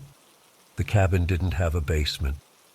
Turns out there was this small door under the staircase we hadn't noticed yesterday. Lisa thought I'd been down there. Mark was still sleeping, so we decided to check it out together. The door was tiny, like you had to bend down to get through it. Inside was basically a storage closet with cleaning supplies, extra blankets, and this old leather-bound journal sitting on a shelf. Lisa wanted to leave it alone, but I was curious. The journal was dated from 10 years ago, belonged to someone named Daniel, who had apparently rented the cabin with friends, just like us. The first few entries were boring, talking about hiking, cooking, typical vacation stuff, but then they got weird. Daniel wrote about hearing whispers coming from the vents, about footsteps on the roof in the middle of the night, about finding strange arrangements of sticks outside the cabin each morning. His handwriting got progressively messier as the entries continued. Lisa wanted to put it back, said it was private or maybe just someone's idea of a joke to freak out renters. I agreed, but something about it bothered me. The handwriting changes seemed too genuine. Mark finally woke up around 11. We made breakfast and told him about the journal. He laughed it off, said someone was probably messing with renters. We decided to go hiking to clear our heads. The trail behind the cabin was beautiful but not well maintained. Lots of overgrown sections where we had to push through branches. At one point, we came across this weird circle of stones, just perfectly arranged in a circle about 6 feet across. Could have been made by previous hikers, but it felt deliberate in a way that was unsettling. Mark took a photo, said it would make a great Instagram post. We hiked for about 2 hours before heading back. The whole time I kept feeling like we were being watched. You know that sensation on the back of your neck? I kept turning around, but there was never anything there, just trees and silence. That night we made pasta, played cards, and drank more wine. We were all a bit quieter than the night before. Around 11 p.m. we heard it for the first time, this tapping sound coming from the roof, like someone gently knocking with their knuckles. Probably just a branch, Lisa said, but there weren't any trees hanging over the cabin. Then the tapping became a scraping sound, like nails or claws being dragged across the shingles. It moved from one end of the cabin to the other. Mark and I went outside with flashlights to check. Nothing on the roof, no animals, no fallen branches. But we did find something else, footprints in the soft dirt around the cabin. They looked human but were spaced oddly, like whoever made them had been taking abnormally long strides, and they led straight into the woods. We decided it must be another hiker messing with us. Mark called out a few times, but there was no response, just silence and darkness beyond our flashlight beams. We went back inside, locked all the doors and windows, and tried to laugh it off. We were 3 grown adults getting spooked over nothing. We stayed up watching a movie on Mark's laptop to distract ourselves. Around 1 a.m. there was a loud bang from the kitchen. All 3 of us jumped up and ran in to find cabinet doors open and a few items scattered on the floor, a box of crackers, some coffee mugs, like someone had rummaged through looking for something. We searched the entire cabin. All doors and windows were still locked from the inside, no sign of entry. It must have been set up like that already and just fell, Mark suggested. None of us believed it, but we all pretended to. What else could we say? We went to bed uneasy. I barely slept, listening for any sound. Around 4 a.m., I heard whispering. It sounded like it was coming from the walls. Multiple voices speaking so quietly I couldn't make out words. I convinced myself it was just the wind. Sunday morning, we were all exhausted and on edge. No one mentioned the noises from last night. We made a quick breakfast and started packing up. The plan was to leave by noon, get back to Denver with plenty of daylight left. That's when Mark started acting strange. He was moving slowly, staring off into space. When Lisa asked if he was okay, he just nodded and said he needed to use the bathroom. He was in there for almost 30 minutes. When he came out, he seemed different somehow. His face looked blank, empty. He said he'd forgotten his wallet in the bedroom and went to get it. 10 minutes passed, then 20. Lisa and I called for him, but there was no answer. I went to check the bedroom. No Mark. But the small door under the stairs was open. I found him sitting cross-legged in front of the storage area, staring at the journal, which was now open on the floor. He didn't respond when I called his name. I had to shake his shoulder to get his attention. "We need to go," he said, his voice flat. "We need to go right now." I looked down at the journal. There was new writing in it, fresh ink that hadn't been there yesterday. It said, "They tried to leave, but the woods wouldn't let them. Now they're part of it." Mark suddenly stood up, pushed past me, and ran outside. By the time Lisa and I got to the front door, he was already sprinting into the forest. We called after him, but he didn't stop or look back. We searched for almost an hour, following the trail we'd hiked yesterday, calling his name. Nothing. No response, no sign of him. We decided to drive into town for help, maybe find a ranger station. That's when we discovered all 4 tires on my car had been slashed. Clean cuts, definitely not accidental. My phone showed no service. Lisa's was the same. The cabin had no landline. We were completely cut off. We went back inside and barricaded the doors with furniture. The sun was setting already. Days are short in the mountains, especially in the fall. We gathered all the knives from the kitchen and sat in the living room, backs to each other, watching the doors and windows. Night fell. The sound started again. Footsteps on the roof moving faster than before. Shadows kept flickering past the windows. Something was circling the cabin. Around midnight, someone knocked on the front door. 3 loud, deliberate knocks. "Guys, it's me. Let me in." It sounded like Mark, but something was off about his voice. Too monotone. "Where did you go?" Lisa called out. "I got lost. Please let me in. I'm cold." I asked him what his mother's name was, something only the real Mark would know. There was a long pause. Then, "Let me in. I need to come in now." "Answer the question, Mark," I insisted. Another pause, then, "Let me in, let me in, let me in, let me in." The voice started repeating the phrase, getting louder and faster until it didn't even sound human anymore. Just a horrible, guttural chanting that went on for minutes before suddenly stopping. Lisa was crying silently. I was shaking so hard I could barely hold the knife. We stayed awake all night, huddled together on the couch. At dawn, the knocking came again. This time it was a park ranger. Someone had reported smoke from our chimney in a restricted area or something. I didn't care about the explanation. I was just relieved to see another human being. We tried to tell him about Mark, about everything that had happened. He called in other rangers, and they searched the woods for hours. They found nothing, no footprints, no signs of Mark anywhere. They drove us back to Denver in a patrol car. We filed a missing persons report. Search parties went out for days. They never found Mark. The official theory is that he had some kind of psychological break from stress and is still out there somewhere. They've listed him as a missing person. His parents call me sometimes, asking if I remember anything new, anything that might help them find him. I never know what to say.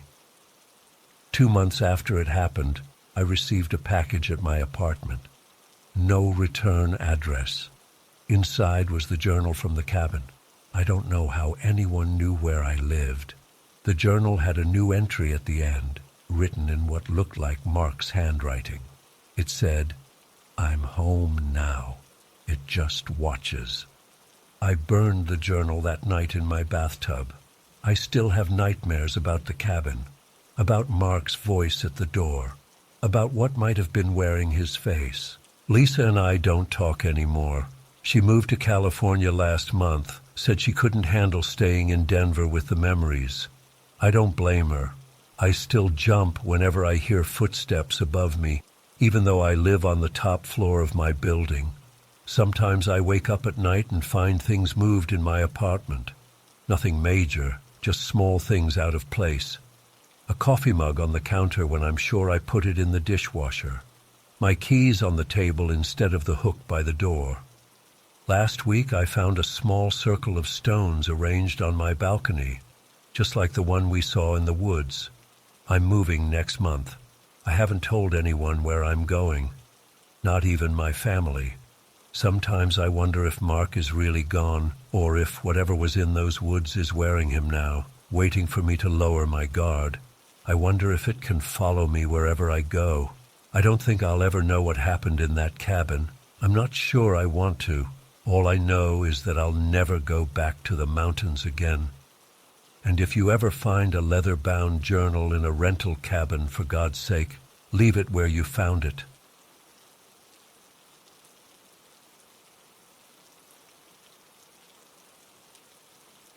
I never told many people about this. I think most people would just laugh it off as some teenager's wild imagination. But I know what I saw that day, and I still can't explain it. It happened when I was 16, back in 2018. My family had just moved back to my grandparents' small town in Missouri after spending a year living in Chicago. Dad had taken a job opportunity there, but it didn't work out, so we ended up coming back to our roots. It wasn't a big deal for me. I'd always loved visiting my grandparents' place anyway. They had this beautiful old house right at the edge of town with a big yard that backed up to about 40 acres of dense woods. My first week back, I was helping my grandparents move some of our family's stuff from their storage shed to my parents' car. It was a hot July afternoon, probably around 4 p.m.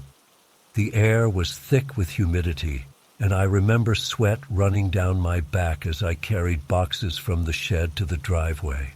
My grandpa was inside taking a nap, and Grandma was in the kitchen baking something that smelled amazing.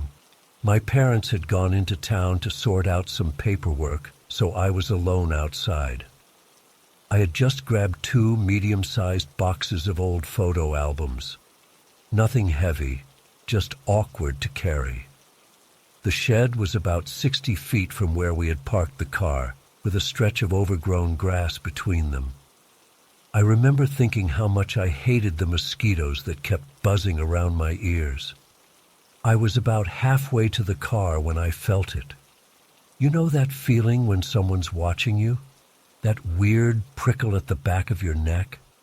It hit me suddenly, and I stopped walking. At first I thought it might be my grandpa, maybe having woken up from his nap and checking on me. But when I turned to look toward the house, nobody was there. Then I noticed how quiet it had gotten. The cicadas and birds that had been making noise all afternoon just stopped. Even the breeze seemed to die down. It was like someone had hit the mute button on the whole world. That's when I looked toward the tree line. It was standing just at the edge of the woods, partially hidden by some brush, but clearly visible. My brain couldn't process what I was seeing at first. It looked human-shaped, but wrong. So wrong. This thing was tall, really tall. I'm 5'11", and it towered over me, had to be at least 7 or 8 feet. Its body was unnaturally thin and pale, almost chalk white, like it had never seen the sun. The limbs were too long, the proportions just slightly off in a way that made my stomach turn. But its face, God, its face is what still haunts me. I couldn't see a mouth or nose clearly from where I stood, but its eyes were just pits, dark, sunken holes that seemed to absorb light rather than reflect it. They were fixed directly on me, unblinking. It wasn't moving, just standing there, perfectly still, watching me. It had to be only about 10 feet away from where I was standing, close enough that I could see the way its skin seemed to stretch too tight over whatever was underneath. The boxes in my arms suddenly felt like they weighed 1,000 pounds. I couldn't move. I couldn't scream.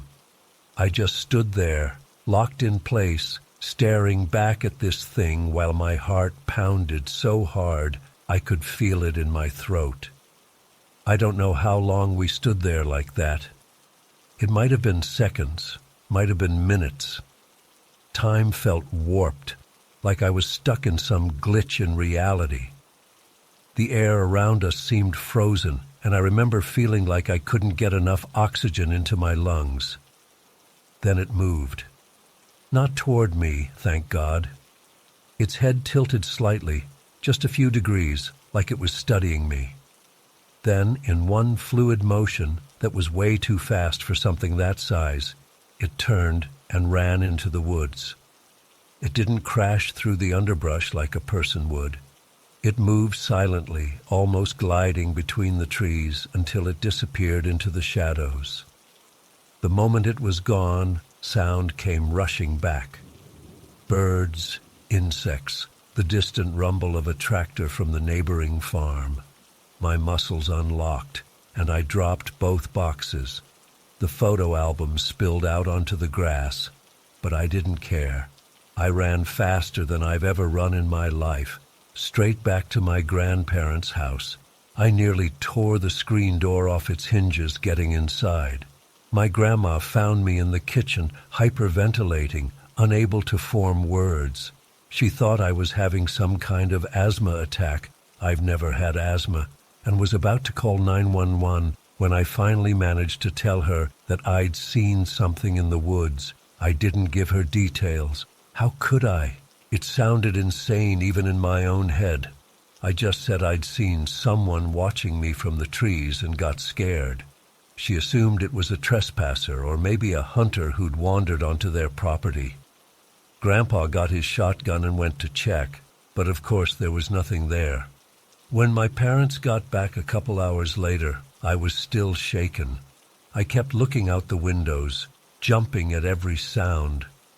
My mom noticed and asked what was wrong, but I just mumbled something about being tired.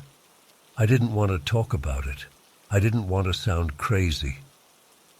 That night, I couldn't sleep. Every time I closed my eyes, I saw those pit-like eyes staring back at me. I kept hearing noises outside my window, convinced it had followed me, that it was watching me sleep. I pulled my blinds shut tight and pushed my dresser against the door. The next morning, I helped my dad load the last of our stuff into the car. I was exhausted from not sleeping, but I also wanted to get away from my grandparents' property as fast as possible. Dad noticed I kept looking nervously at the tree line and asked if I was okay. I don't know what made me tell him. Maybe it was the lack of sleep breaking down my defenses, or maybe I just needed someone to tell me I wasn't losing my mind. But I told him everything, how tall it was, its pale skin, those empty eyes, the way everything went silent when it appeared. I expected him to laugh or tell me I'd seen a deer or something. Instead, he went completely still, his face draining of color. He set down the box he was holding and looked me straight in the eyes. "When did you see this?" he asked, his voice strangely tight. "Yesterday afternoon," I said, "while you and Mom were in town." He was quiet for a long moment, then said something that made my blood run cold. "I've seen it too." At first I thought he was joking, trying to make me feel better about being scared. But the look on his face was dead serious. He told me he'd seen the same thing 3 days earlier, when he'd come to help Grandpa fix a broken fence post at the back of the property. He'd been alone, gathering tools from the shed, when he felt someone watching him. When he looked up, there it was, standing at the exact same spot where I'd seen it. Dad described it exactly as I had, impossibly tall, unnaturally pale, with those horrible dark eyes.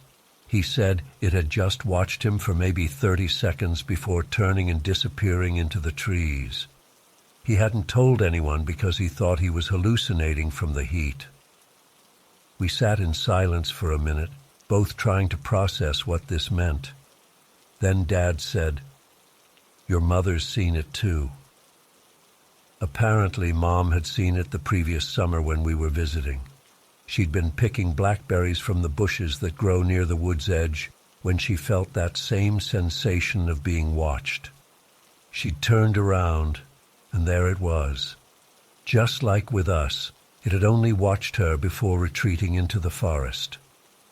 None of us had told each other about our experiences because we each thought we were imagining things or that no one would believe us. Finding out that all 3 of us had seen the exact same thing, in the exact same spot, acting in the exact same way, made it impossible to dismiss as imagination. Dad made me promise not to talk about it with my grandparents. They were in their 70s, and he didn't want to worry them or make them afraid of the property they'd lived on for decades. But that afternoon, I overheard him and Mom talking in hushed voices about the possibility of them having seen it too, and just not saying anything. We went home that evening, but I couldn't stop thinking about what was in those woods. I spent hours online researching local folklore, trying to find anything about tall, pale creatures in Missouri forests. I found plenty of Bigfoot stories, but nothing matching what we'd seen. Bigfoot is supposedly hairy and ape-like.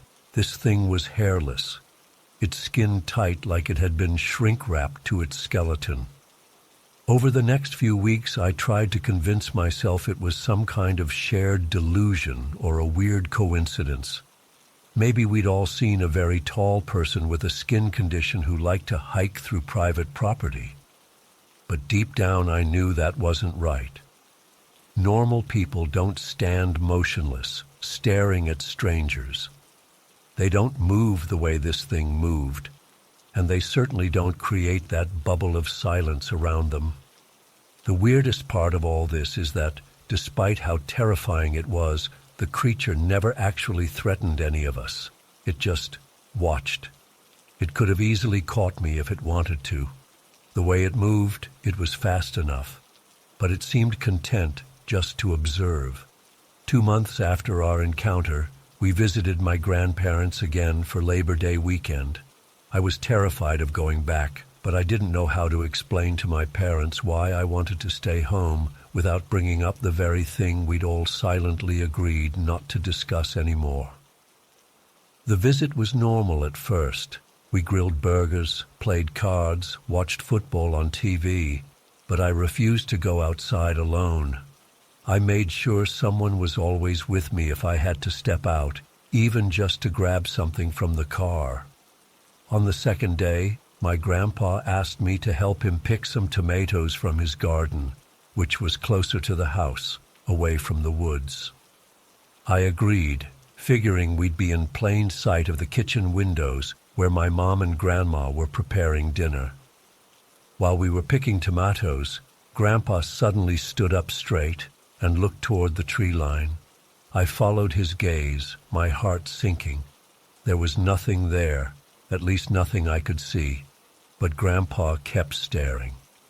"Beautiful property," he said after a moment. "Been here 43 years now." Then he paused and added, "Some things are better left alone, though. Some parts of these woods, well, they don't belong to us, no matter what the deed says."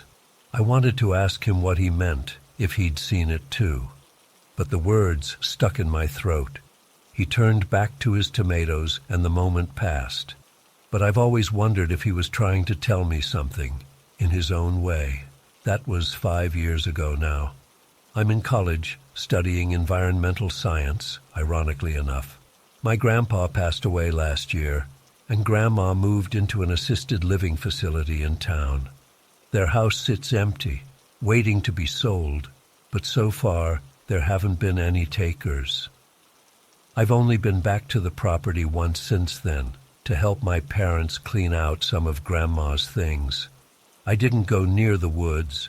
I couldn't even look in that direction without feeling that familiar tightness in my chest, the sense that if I turned my head, I'd see those eyes watching me again. I still don't know what we saw that day. I've considered all the rational explanations, a mutation, a hoax, a shared hallucination. None of them fit. Sometimes I wonder if it's still there, waiting at the edge of those trees, watching the empty house. Sometimes I wonder if it's watching me now, wherever I go. The thing that keeps me up at night isn't just the memory of those eyes or that unnatural silence. It's the question of why. Why did it only watch us? What was it waiting for? What would have happened if one of us had tried to approach it instead of running away? Questions I'll never have answers to, because nothing could make me go back to those woods. Nothing could make me risk seeing that pale figure standing motionless among the trees, its empty eyes fixed on me, waiting for something. I don't know what it wants. I don't know what it is, but I know it's real. And I know it's still there, in those woods, watching. I still can't sleep with my windows open, and I'm 27 now. That's what happens when you see something you're not supposed to see. I was 13 when it happened, and trust me, I've tried to convince myself it was just my imagination. But my parents saw it too. That's the worst part. It was back in 2009, and I was in 7th grade. I was that kid who cared more about talking to my friends than paying attention in class. My grades had been slipping for months, but I didn't think it was a big deal until my mom opened my backpack while cleaning my room and found a crumpled progress report with 3 F's and 2 D's. I'll never forget the look on her face when she called me into my bedroom.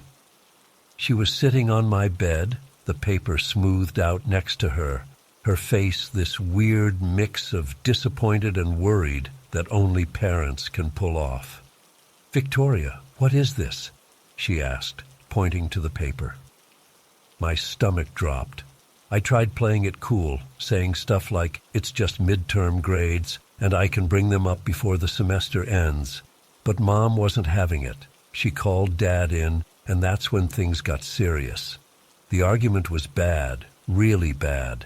I kept saying they didn't understand how hard school was, how the teachers didn't explain things properly, how everyone else was failing too.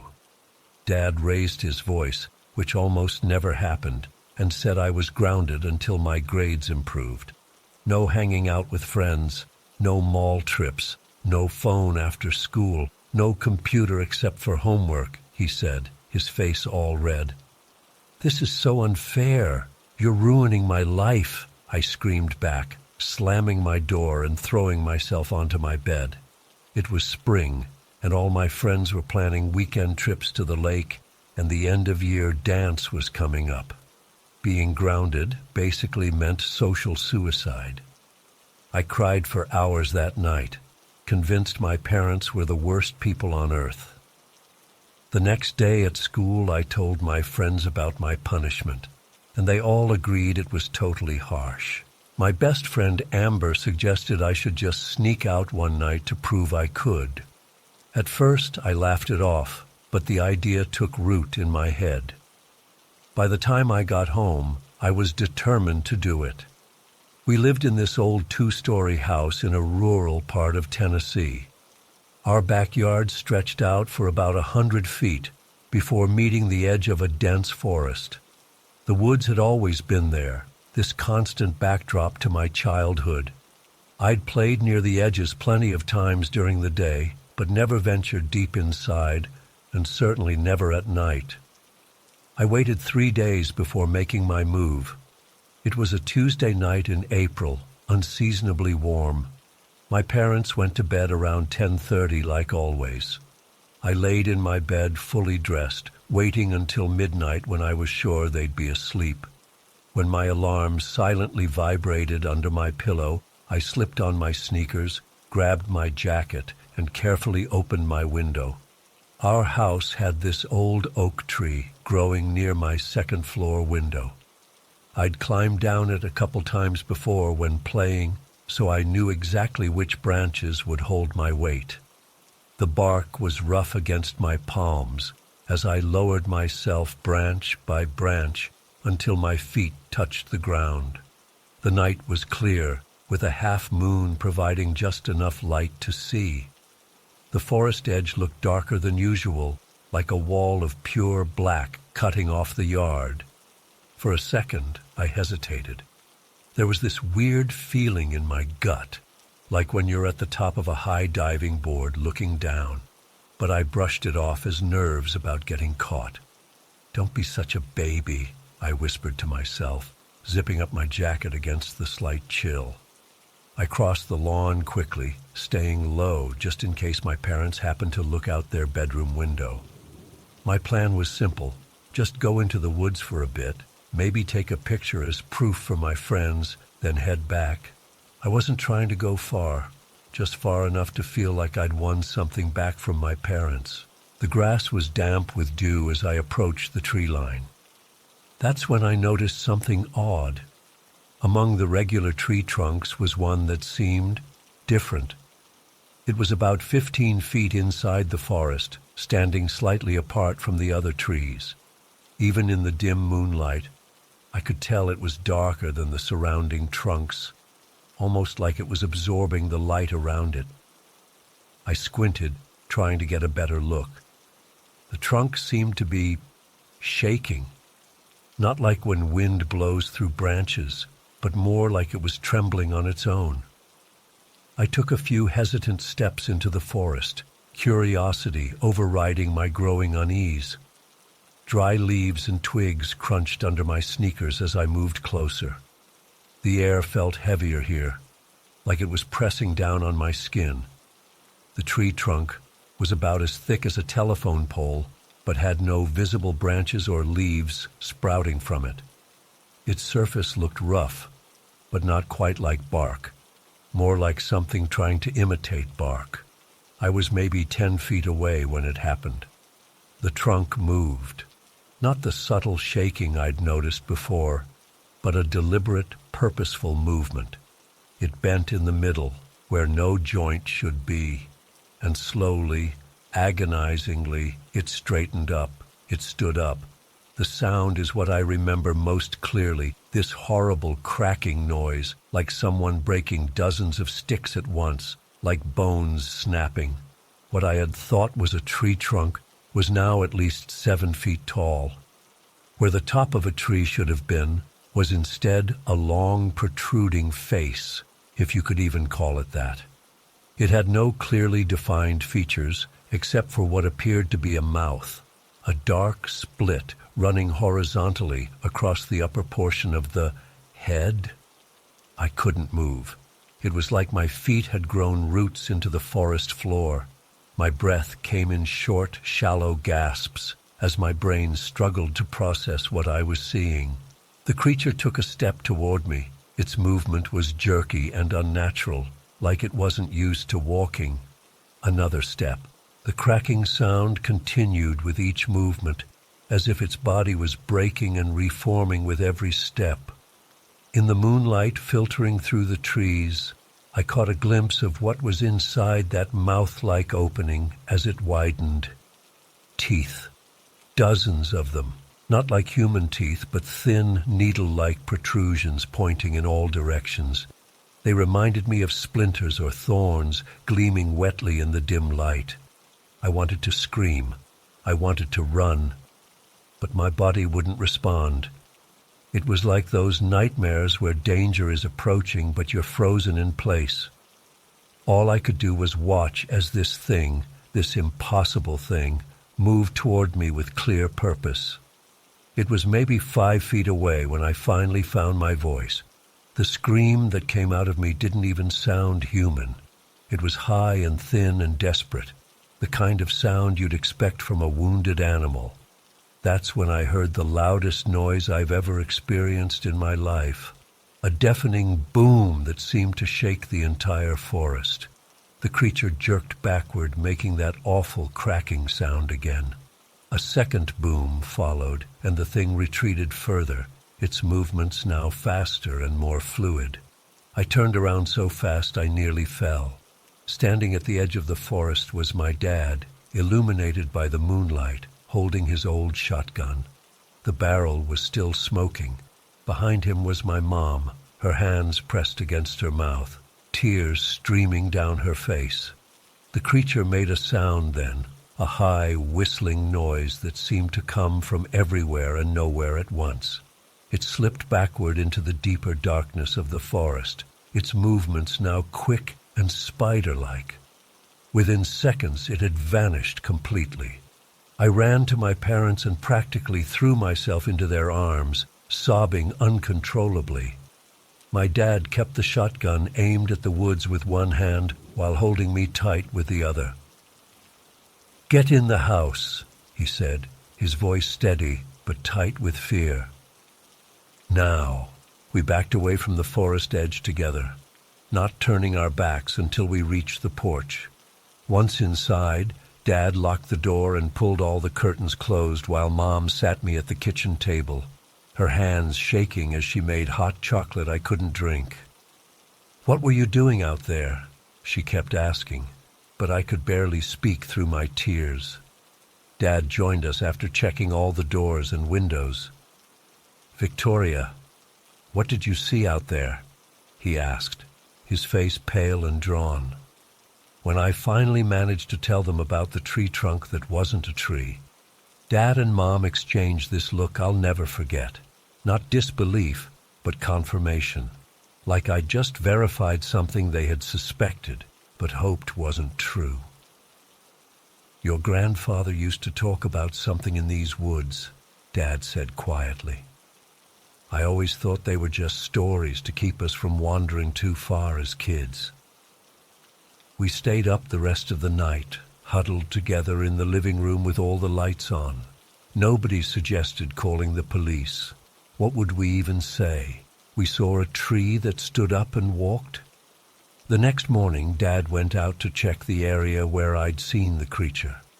He found nothing except some disturbed soil and what looked like claw marks on a nearby tree, deep gouges in the bark that no animal in our region could have made.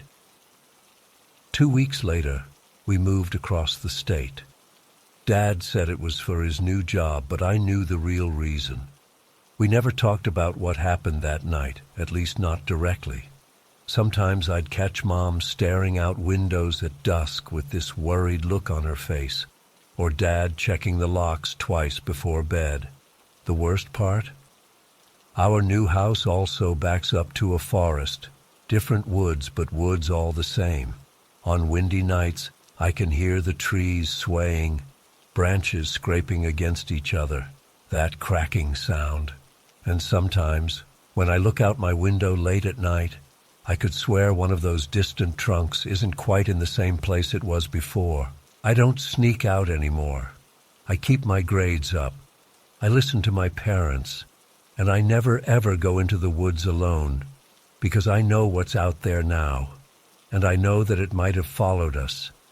Just last week, I saw something from my bedroom window, a darker shadow among the trees, standing too straight, too still, watching.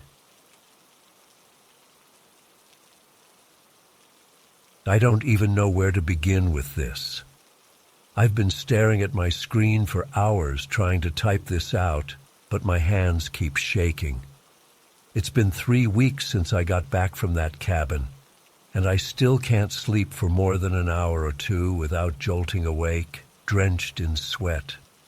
I'm hoping that writing this all down might help me process what happened, but honestly, I'm terrified of even thinking about it too deeply. I'm a freelance writer, mostly blog posts, content marketing, the occasional magazine piece. Nothing special, but it pays the bills. I've been trying to write my own book for years, but I could never settle on an idea that felt right. So I decided to rent this cabin in northern Michigan, about 30 miles from the nearest town. Total isolation, no Wi-Fi, spotty cell service. Just me, my laptop, and nature for a full week. The perfect environment to finally start my book, or so I thought. My partner Emma dropped me off last Monday morning. The drive up there was beautiful, all those tall pines and the road winding through them. The cabin itself was exactly what I wanted. Rustic, 1 bedroom, a small kitchen, and a living area with a fireplace. It sat on a slight hill overlooking this small, perfectly still lake. The rental listing mentioned a clearing on the north side, accessible by a narrow path, good for stargazing. After Emma left, I spent that first day getting settled, unpacking my clothes, setting up my writing space at the kitchen table facing the window, and exploring the immediate surroundings. I remember feeling so optimistic. I kept thinking, this is it, Felix. This is where you'll finally write something that matters. I woke up early the next morning. The cabin was freezing. I'd let the fire die down overnight, and the temperature had dropped more than I expected. I decided to gather some firewood before starting my writing for the day. There was a small pile by the door, but not enough to last. The morning was crisp and quiet as I followed the path north from the cabin. It wasn't well maintained, lots of roots to trip over and branches to duck under. After about 10 minutes of walking, the trees opened up into the clearing I'd read about in the listing. That's when I noticed the fire pit. It wasn't mentioned in any of the rental information, just a circle of stones in the center of the clearing with what looked like fresh ashes. I approached it, curious about who else might be out here. The cabin was supposed to be isolated, with no neighbors for miles. When I crouched down to examine it, I realized the embers were still warm. Not just warm, some were still glowing faintly orange beneath the ash.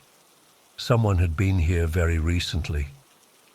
I remember looking around, suddenly feeling watched.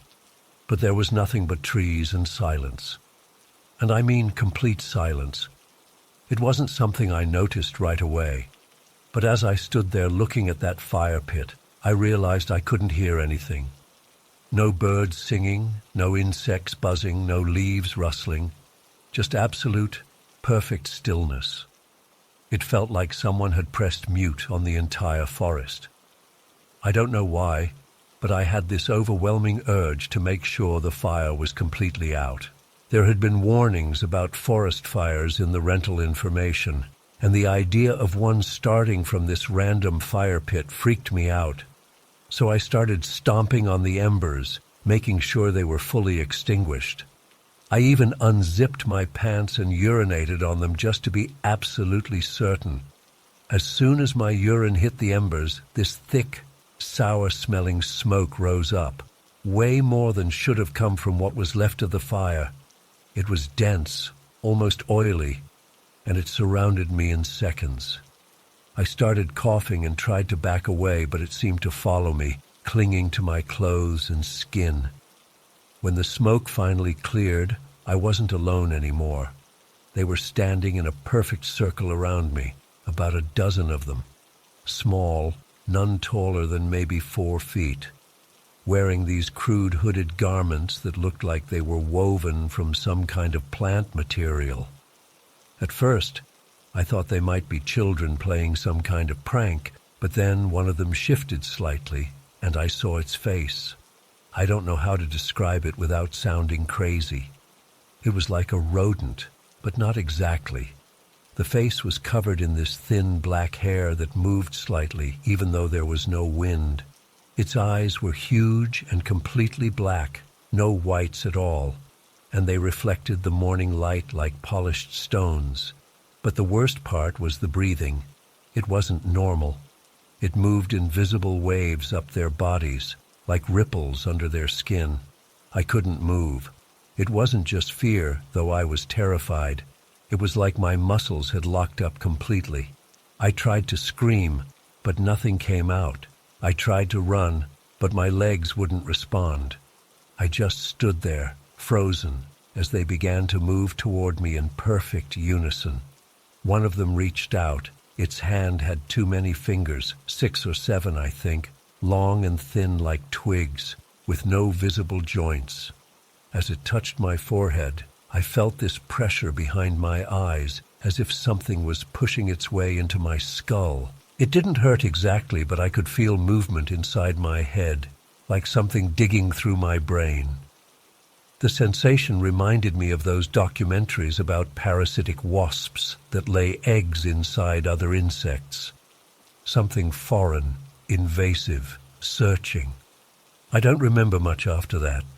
My memory is fragmented like a corrupted file.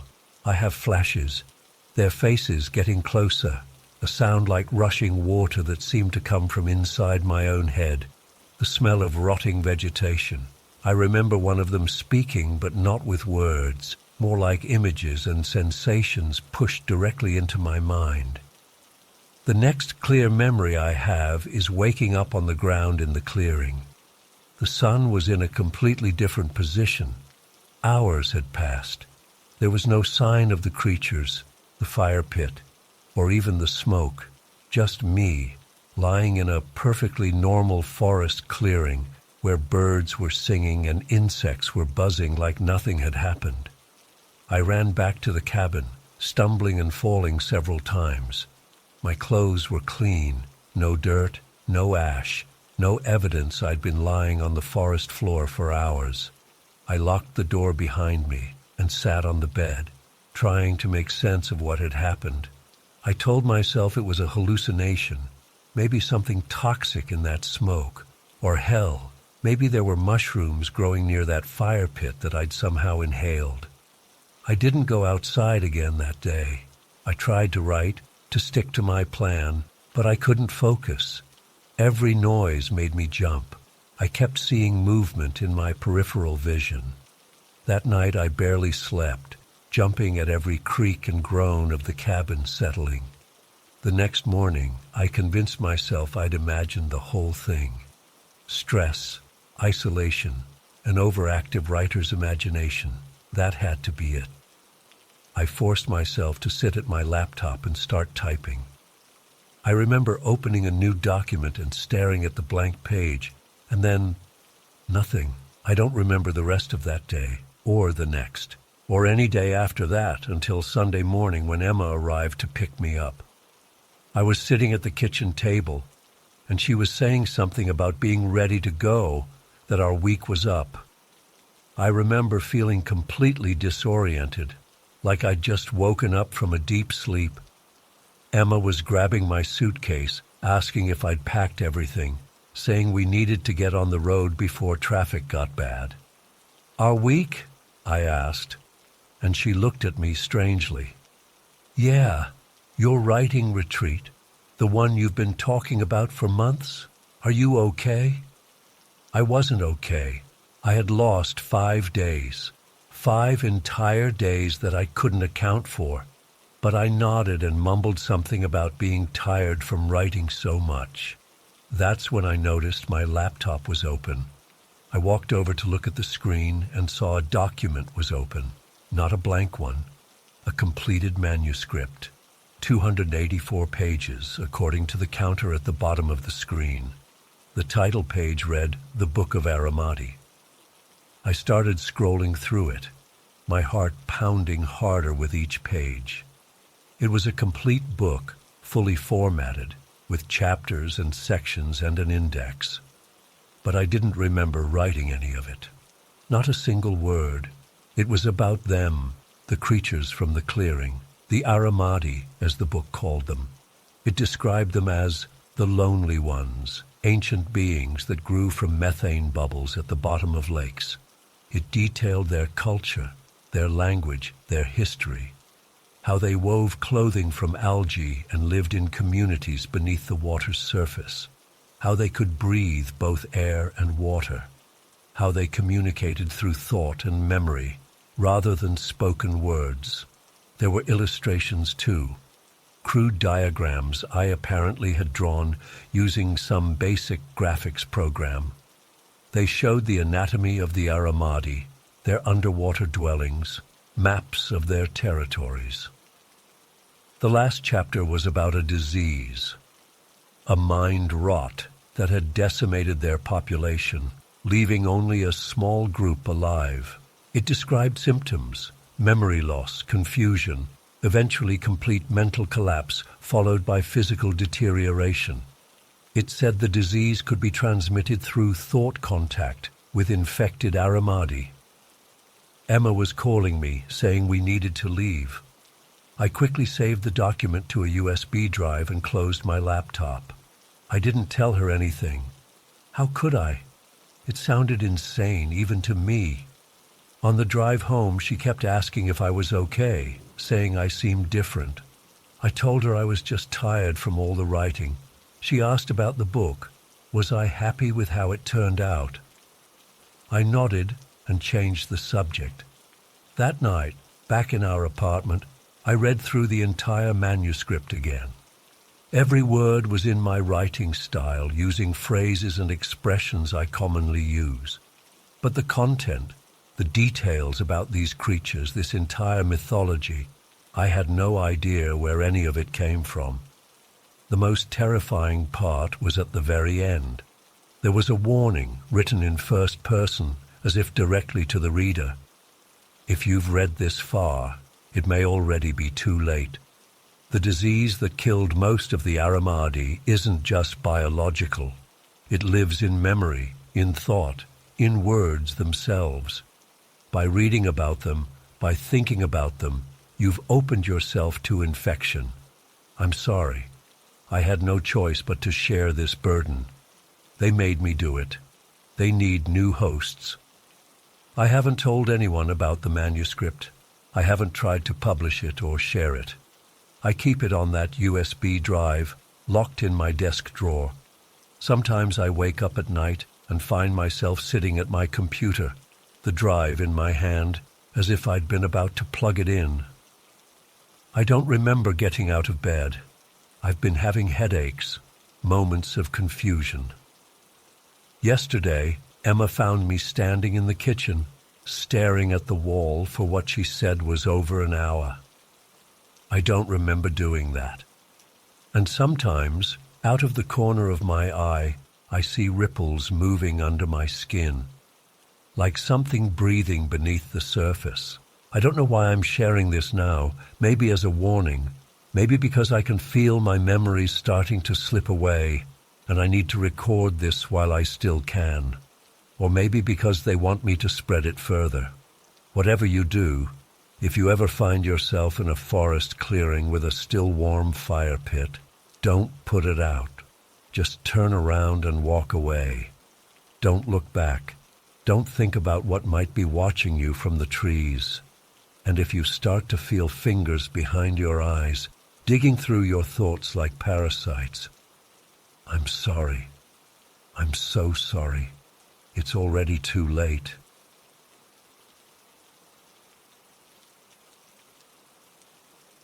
I still can't sleep properly. It's been 3 weeks since it happened, but every noise outside my window makes me freeze up. I've told a few people about what happened that night, but most think I'm exaggerating or was just tired and seeing things. I know what I saw, though. I know what I heard. And those marks in the garden weren't made by any animal I've ever seen. It was a Tuesday in late November, about 3 weeks ago. I'd stayed late at college finishing up this massive architecture assignment that was due the next day. I'm usually pretty good with deadlines, but this project had kicked my ass. By the time I finished, it was already dark outside. Not surprising, since it gets dark by like 4:30 p.m. here in winter. I packed up my stuff around 7 p.m., said goodbye to the few other desperate students still working, and headed out. The college campus is usually pretty busy, but by that time, it was practically deserted. As I walked toward the bus station, I started feeling off. It wasn't just the normal unease you get walking alone in the dark. This was different. It felt like something was pressing down on me from all sides. I tried to shake it off. I've lived in this town my whole life, and it's small enough that serious crime is basically non-existent. The bus station is only about a 10-minute walk from campus, and I've done it 100 times before. But that night, every shadow seemed deeper, every sound more pronounced. I remember checking my phone repeatedly as I walked, partly to check the time, I didn't want to miss the last bus, and partly because the screen's light made me feel a bit safer. The station was empty when I got there, except for an older woman sitting on a bench. I nodded at her, and she smiled briefly before looking back at her phone. That small interaction actually helped calm me down a bit. Just seeing another normal person made the weird feeling of dread seem silly. The bus arrived right on schedule at 7:15 p.m. I got on, paid my fare, and slumped into a seat near the middle. There were only about 5 other passengers, which is normal for that time of night. The bus ride to my stop usually takes about 25 minutes, and I spent most of it trying to distract myself by scrolling through social media and texting my friend Matt. I told him I was heading home after finishing my project, and he congratulated me on getting it done. As the bus got closer to my stop, that sense of unease started creeping back. I tried to rationalize it. I was tired. I'd been stressing over this project for weeks. My brain was just being weird. The bus driver called out my stop, and I pressed the button to signal I wanted to get off. I live about a 10-minute walk from the bus stop. It's not a bad walk during the day, but at night, the route takes you through some poorly lit residential streets. As I stepped off the bus and it pulled away, I suddenly felt very alone. The street was completely empty, and most of the houses had their curtains drawn. The streetlights created pools of yellow light with deep shadows in between. I started walking quickly, keeping my eyes fixed ahead. I was only about 5 minutes from home, and I just wanted to get there, heat up some leftovers, and crash. But after a couple of minutes, that feeling of being watched intensified. I found myself constantly looking over my shoulder, but there was never anything there. Then I heard it. "Hello?" The voice came from down a dark side street to my left. It sounded like a normal male voice, maybe a bit too cheerful for that time of night, but otherwise unremarkable. I stopped and peered down the street but couldn't see anyone. For a second, I thought maybe I'd imagined it. "Is someone there?" I called out, immediately regretting it. Every horror movie ever made has taught me not to do exactly that. There was silence for a moment, and I was about to keep walking when I heard it again. "Hello." Exactly the same as before, same tone, same inflection, like a recording being played back. I felt the hairs on my arms stand up. "Ah, hi," I replied cautiously, taking a step backward. Then the voice came again. "Ah, hi." It wasn't just saying the same words I had. It was copying my exact tone, my exact cadence, even the slight catch in my throat when I'd spoken. It was like hearing my own voice played back to me, but from the darkness of that side street. That's when I knew something was very wrong. Normal people don't mimic you like that. I turned and started walking much faster toward home. I could see the outline of my street up ahead, just a few minutes away. I was holding my phone so tightly my knuckles were white, finger hovering over the emergency call button. I heard footsteps behind me. Not normal footsteps. They were too quick, too erratic, like someone skipping or hopping rather than walking. But they were keeping pace with me. I didn't look back. I couldn't. I was too afraid of what I might see. As I turned onto my street, I felt a momentary surge of relief. I could see my house about halfway down the road. The porch light was on. I always leave it on when I know I'll be back after dark. Just a few more houses to pass, and I'd be safe inside. That's when I heard it again, but this time it sounded like it was right in front of me. "Hello?" I froze. There, in my front garden, was something. It was crouched near the gate, partially hidden by the shadow of the hedge, but I could still see it clearly enough. It was pale, not white, but a sickly, grayish pale, like someone who'd never seen the sun. It had the general shape of a human, but everything was wrong. Its limbs were too long, especially its arms, which ended in hands easily twice the size they should have been. The fingers were long and tapered into points that looked sharp enough to tear through flesh. But its face, God, its face is what still haunts me. It didn't have eyes, just dark, hollow sockets that somehow still conveyed the sense that it was staring right at me. Its mouth was too wide, stretching almost from ear to ear, but closed tight in a thin line. I stopped dead in my tracks, about 20 feet away from my gate. The creature didn't move, but I could feel its attention fixed on me. I took one step backward, into the pool of light from a street lamp. When I did, the thing's mouth opened slightly, revealing teeth that were too small and too numerous, like a row of needles. "Ah, hi," it said in my exact voice. I took another step back, and its head tilted to one side at an impossible angle, like its neck had broken. "Is someone there?" it asked, perfectly mimicking my earlier question. I couldn't speak. I couldn't run. I just stood there, paralyzed with fear, as this thing crouched in my garden, watching me with its eyeless face. Then it moved. It didn't stand up properly. It stayed in that hunched position, but it took a step toward the gate. Its movements were jerky and unnatural, like it wasn't used to its own body. When its huge hand touched the latch of the gate, I heard a sound escape from its mouth that will stay with me forever. It was a shriek, not human, not animal, something else entirely. It started low and built to a pitch that made my ears ring. The The sound broke whatever spell had kept me frozen in place. I turned and ran. I didn't think about where I was going at first. I just needed to get away from that thing.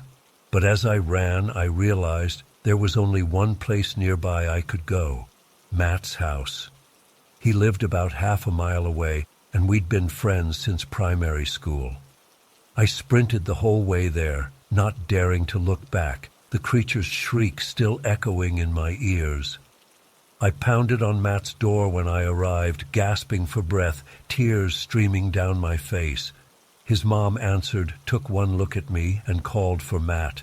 I must have looked insane, sweating, shaking, barely able to form coherent sentences. Matt came downstairs, and I collapsed into his living room, trying to explain what had happened between gulps of air. To his credit, Matt didn't immediately dismiss me as crazy. He could see how genuinely terrified I was. His parents let me stay the night, though I could tell they thought I'd either been drinking or had some kind of panic attack. I didn't sleep at all.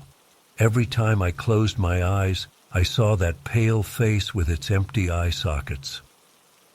The next morning, Matt walked back to my house with me. I was terrified of what we might find, but also desperate to prove I hadn't imagined the whole thing. My parents were worried sick. I hadn't told them I was staying at Matt's because in my panic, I'd left my phone in my pocket and never thought to call them. After assuring them I was okay and making up a story about falling asleep at Matt's while working on our projects, we went out to check the garden. There, right where the creature had been crouching, were marks in the soil. Not footprints exactly, but deep gouges, like something had been digging or clawing at the ground. The marks were about 8 inches long and an inch deep, arranged in groups of 5. My dad later blamed them on foxes or badgers, but I know what animal tracks look like. These weren't made by any normal animal. Matt saw them too. He didn't say much, but I could tell he was spooked. We went inside, and I tried to act normal for the rest of the day. But all I could think about was how close I'd come to whatever that thing was. If Matt hadn't lived nearby, if I'd tried to make it into my house instead of running, those claw marks could have been in me instead of the garden soil. I haven't seen or heard the creature since that night, but I can't shake the feeling that it's still out there, waiting. I've started taking different routes home, never traveling alone after dark, and I've convinced my parents to install better security lights around the house. They think I'm being paranoid because of some animal that got into our garden, but they don't know what I saw. I've searched online for similar experiences, for any information about pale creatures that mimic human voices, but I haven't found anything conclusive. There are stories about skinwalkers and wendigos, but none of them quite match what I encountered. Sometimes I wonder if it was targeting me specifically, or if I was just in the wrong place at the wrong time. Either way, I know what I saw was real, and I know that if I ever hear someone call out, "Hello," from a dark street again, I won't stop to answer.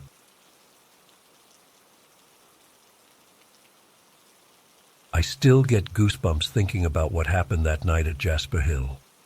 It's been 15 years, and I've never told this story outside my immediate family. I was 12 years old then, just a kid who thought he knew everything. My Uncle Rick was visiting for the summer. He was only 10 years older than me, more like a cool older brother than an uncle. We were sitting on the back porch one evening when I told him about the legend of Jasper Hill. Every kid in town knew about it. If you go to the bottom of Jasper Hill at night and flash a light up at the top, 2 headlights flash back at you, I explained, trying to sound casual, even though the story had always freaked me out. But when you try to go up there to see what it is, the lights disappear. Uncle Rick laughed. Sounds like someone's playing a prank on gullible kids. I shrugged. Maybe, Billy Thornton's older brother swears he saw it happen 3 times. He tried to run up the hill to catch whoever was doing it, but there was never anyone there. That's when Uncle Rick got that look in his eyes, the one that usually meant we were about to do something my mom wouldn't approve of. We should check it out, set up a sting operation. I felt a weird mix of excitement and dread in my stomach. How? Simple. You'll go to the bottom of the hill with a flashlight. I'll hide at the top with my buddy Mike. When you signal, we'll catch whoever's flashing the lights back. Mom was working a night shift at the hospital, so we didn't even have to make up an excuse. Uncle Rick called his friend Mike, who thought the whole thing sounded like a great way to spend a Friday night. They were both into that urban exploration stuff, always looking for abandoned buildings or local mysteries to check out. We packed flashlights, walkie-talkies, and some snacks. Uncle Rick brought his digital camera too, in case we needed evidence.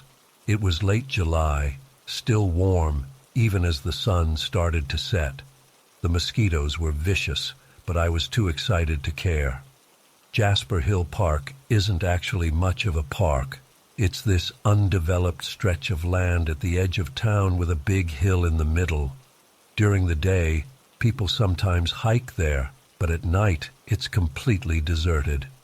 The road curves around the base of the hill, and there's a trail that goes to the top.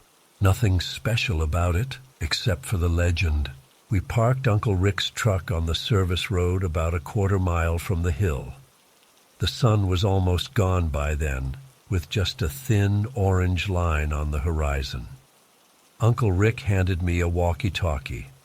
"Okay, Sean, here's the plan. Mike and I will head up to the top of the hill and find a good hiding spot. You wait here for 20 minutes to give us time to get in position, then walk to the bottom of the hill. Flash your light 3 times toward the top. If you see any lights flash back, tell us on the walkie-talkie, but don't make any noise out loud. We'll try to sneak up on whoever's there." I nodded, trying to act cool, even though my heart was already racing. Uncle Rick tousled my hair. "Don't worry, kiddo. It's probably just some teenagers messing around." I watched as Uncle Rick and Mike disappeared up the trail, their flashlights bobbing in the growing darkness. Then I sat on a rock and waited, swatting at mosquitoes and trying not to freak myself out. The thing about being alone in the woods at night is that every little sound seems 10 times louder. Crickets chirping, leaves rustling, the occasional hoot of an owl. Normal stuff. But when you're a 12-year-old kid sitting alone in the dark, it all feels wrong somehow. After what felt like forever but was probably only 15 minutes, the walkie-talkie crackled. "Eagle 1 to Baby Eagle, come in." Uncle Rick thought code names made everything more fun. I pressed the button. "This is, Baby Eagle, over. We're in position at the top. Good sight lines in all directions. Nobody up here that we can see. You can start heading to the bottom of the hill. Over." "Copy that. Heading there now. Over." I felt silly using the lingo, but also kind of cool. I clicked on my flashlight and started walking toward the base of Jasper Hill.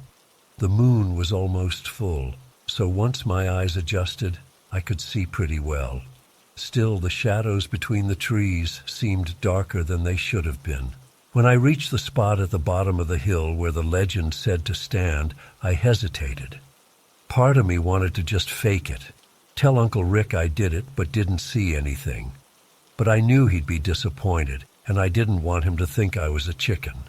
I raised the walkie-talkie. "I'm at the spot. I'm going to signal now. Over." "Roger that. We're watching. Over." Uncle Rick's voice sounded tinny and far away. Taking a deep breath, I pointed my flashlight toward the top of the hill and blinked it 3 times, just like the legend said to do. Then I waited, scanning the hilltop for any response.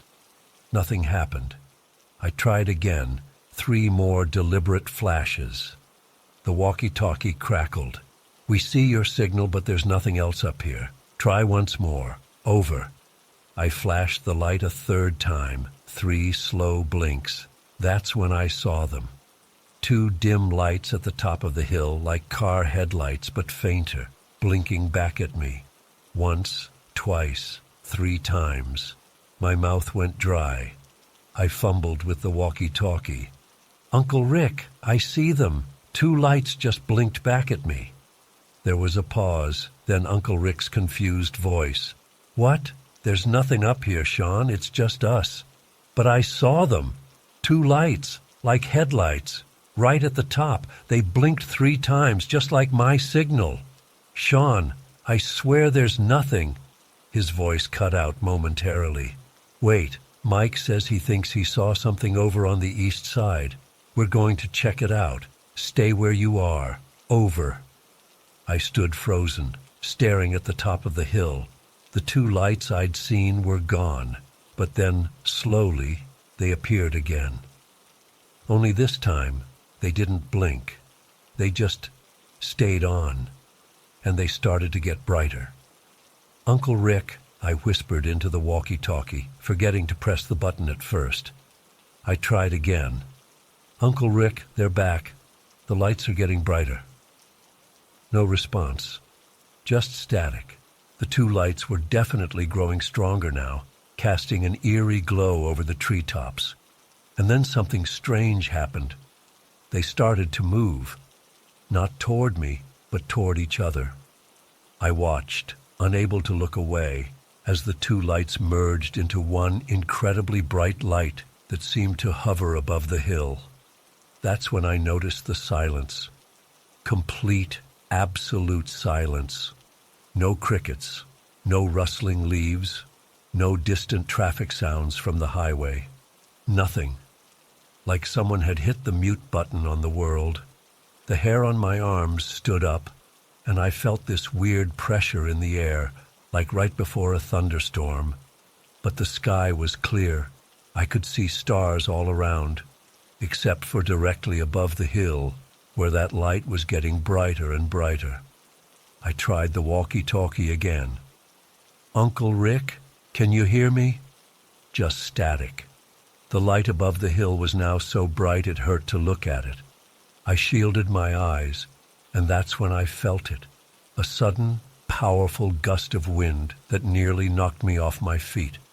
But it wasn't just wind. It was like something massive was displacing the air as it moved.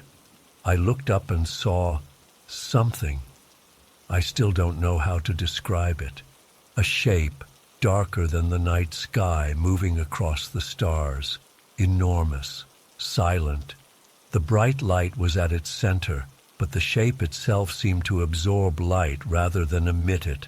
It swooped low over the hill, and the wind hit me again, this time knocking me backward onto the ground. My flashlight flew from my hand and went out when it hit a rock. The walkie-talkie skittered away into the grass. I lay there on my back, watching as this thing passed overhead. It blotted out the stars as it moved like a cloud, but more solid, more deliberate. And then it was gone, just gone.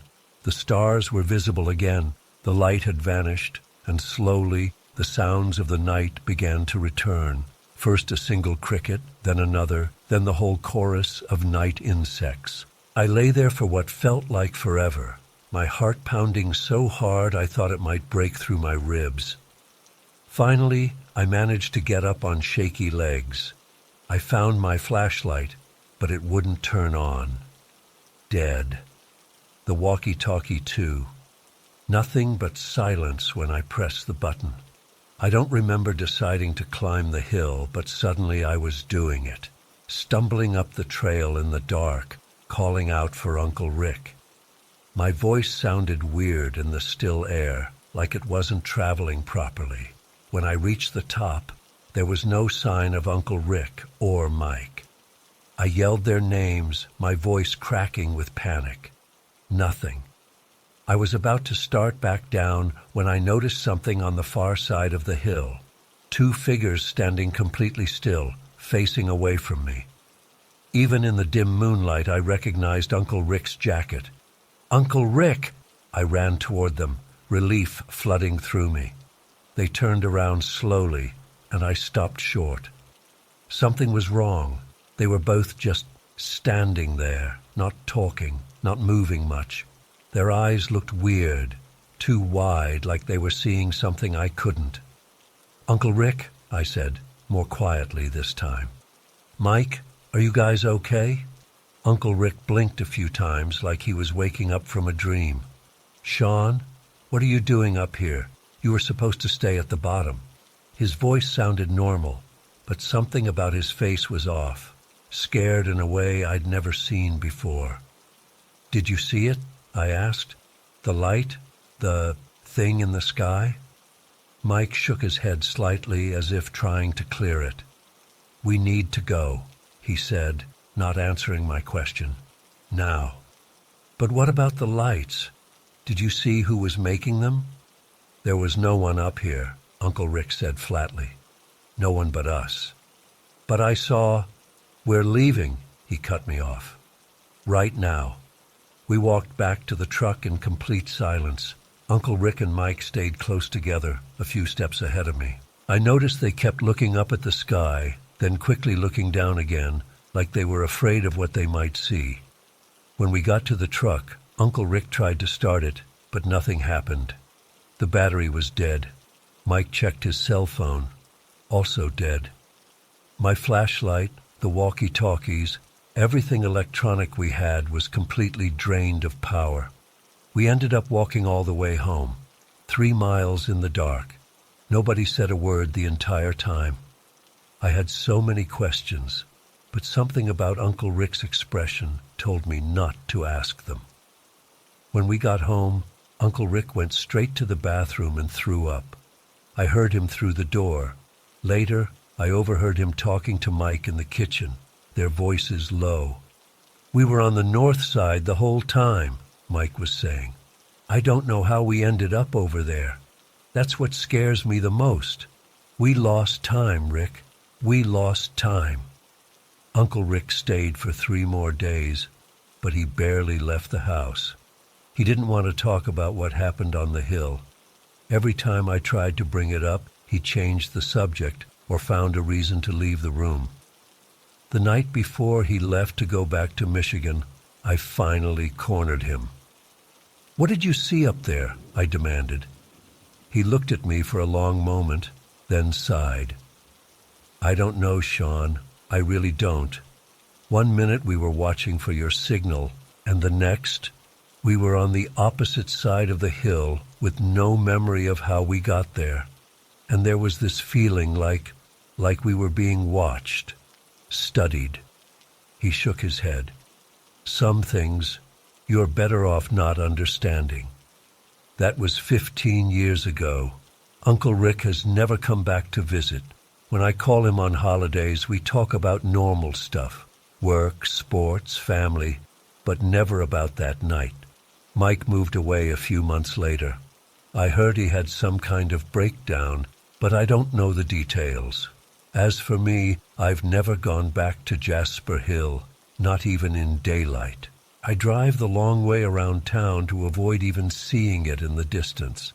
Sometimes I try to convince myself it was just a weird atmospheric phenomenon, or some kind of shared hallucination. But then I remember the silence, the complete, unnatural silence as that thing passed overhead, and I know whatever we encountered that night was real. The legend of the lights on Jasper Hill has grown over the years. More kids have tried it, and some claim to have seen the lights flash back. But as far as I know, no one else has seen what we saw, and I hope to God they never do.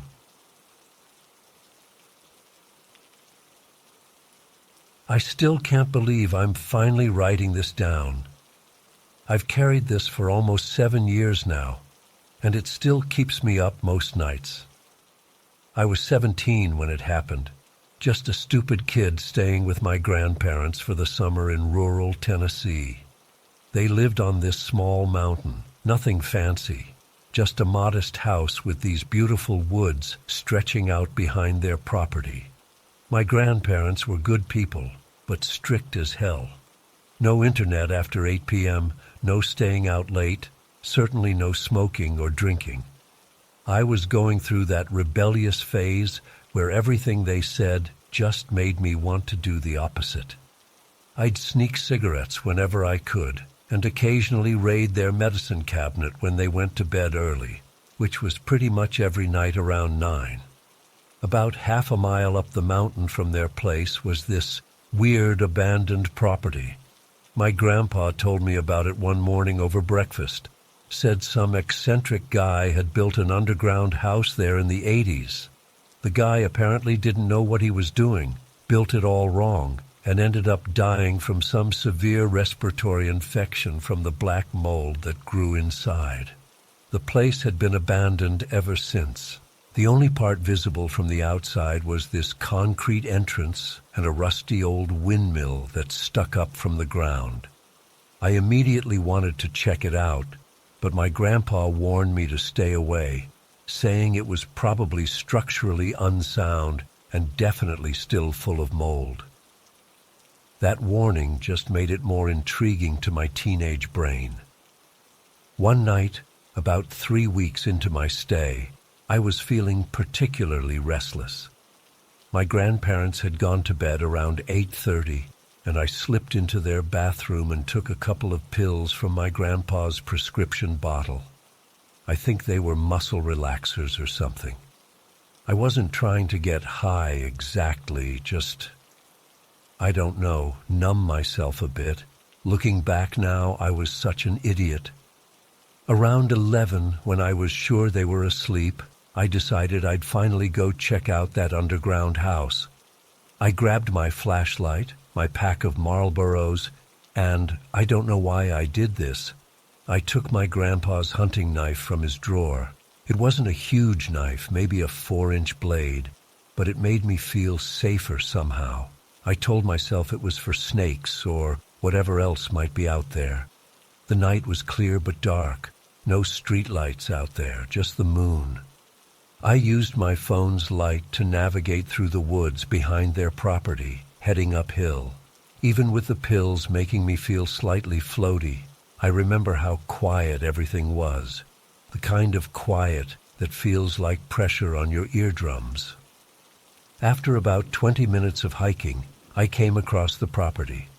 Even in the moonlight, it looked creepy as hell. There was a small concrete structure that led underground, like a bunker entrance, with a set of concrete stairs going down. Next to it stood this old windmill, probably 20 feet tall, with a metal staircase spiraling around it that led to a small platform at the top. I decided I didn't want to go inside the house right away. The windmill platform seemed like a perfect spot to smoke without the smell lingering on me. I climbed the metal stairs, which creaked under my weight, and sat down on the small platform at the top. From there, I could see the outline of my grandparents' house below, a tiny square of darkness among the trees. I lit a cigarette and just sat there for a while, feeling the pills kicking in more strongly. The woods stretched out in all directions, and the night air felt good. For a few minutes, I actually felt peaceful. That's when I heard it, a creaking sound coming from the windmill stairs. At first, I thought it was just the metal settling or maybe an animal, but then I heard it again. A distinct creak, like someone placing weight on those metal steps. I froze, my cigarette burning down between my fingers. Another creak, higher up this time. Someone was climbing the stairs. My heart started pounding so hard I could feel it in my throat. I told myself I was imagining things. The pills were making me paranoid. But then came another creak, and another, getting closer. It was definitely footsteps. I couldn't see down the staircase from where I was sitting. The platform blocked my view of the lower portion of the stairs. But whoever was climbing was getting closer. The footsteps started accelerating. Creak, creak, creak, faster now, like they were running up. I was completely paralyzed with fear. I couldn't move, couldn't shout, couldn't do anything but sit there, my back pressed against the windmill's center pole. The footsteps got closer, then faster, and then suddenly stopped. Just stopped. They had to be right below the platform now, maybe 1 or 2 steps away. But there was nothing, no sound, no movement, just absolute silence. I sat there for what felt like hours but was probably only a few minutes, afraid to move, afraid to breathe too loudly. Finally, I convinced myself I'd hallucinated the whole thing. The pills, the darkness, my own fear. They'd created those sounds. I stubbed out my cigarette and slowly, as quietly as I could, stood up. I strained my ears for any sound, but there was nothing. Just the faint rustle of leaves in the breeze. Clutching my grandfather's knife in my right hand and my flashlight in my left, I began to descend the stairs. Each step I took made the same creaking sound I'd heard earlier. I moved as slowly and quietly as possible, pausing after each step to listen. Nothing. When I reached the bottom, I let out the breath I'd been holding.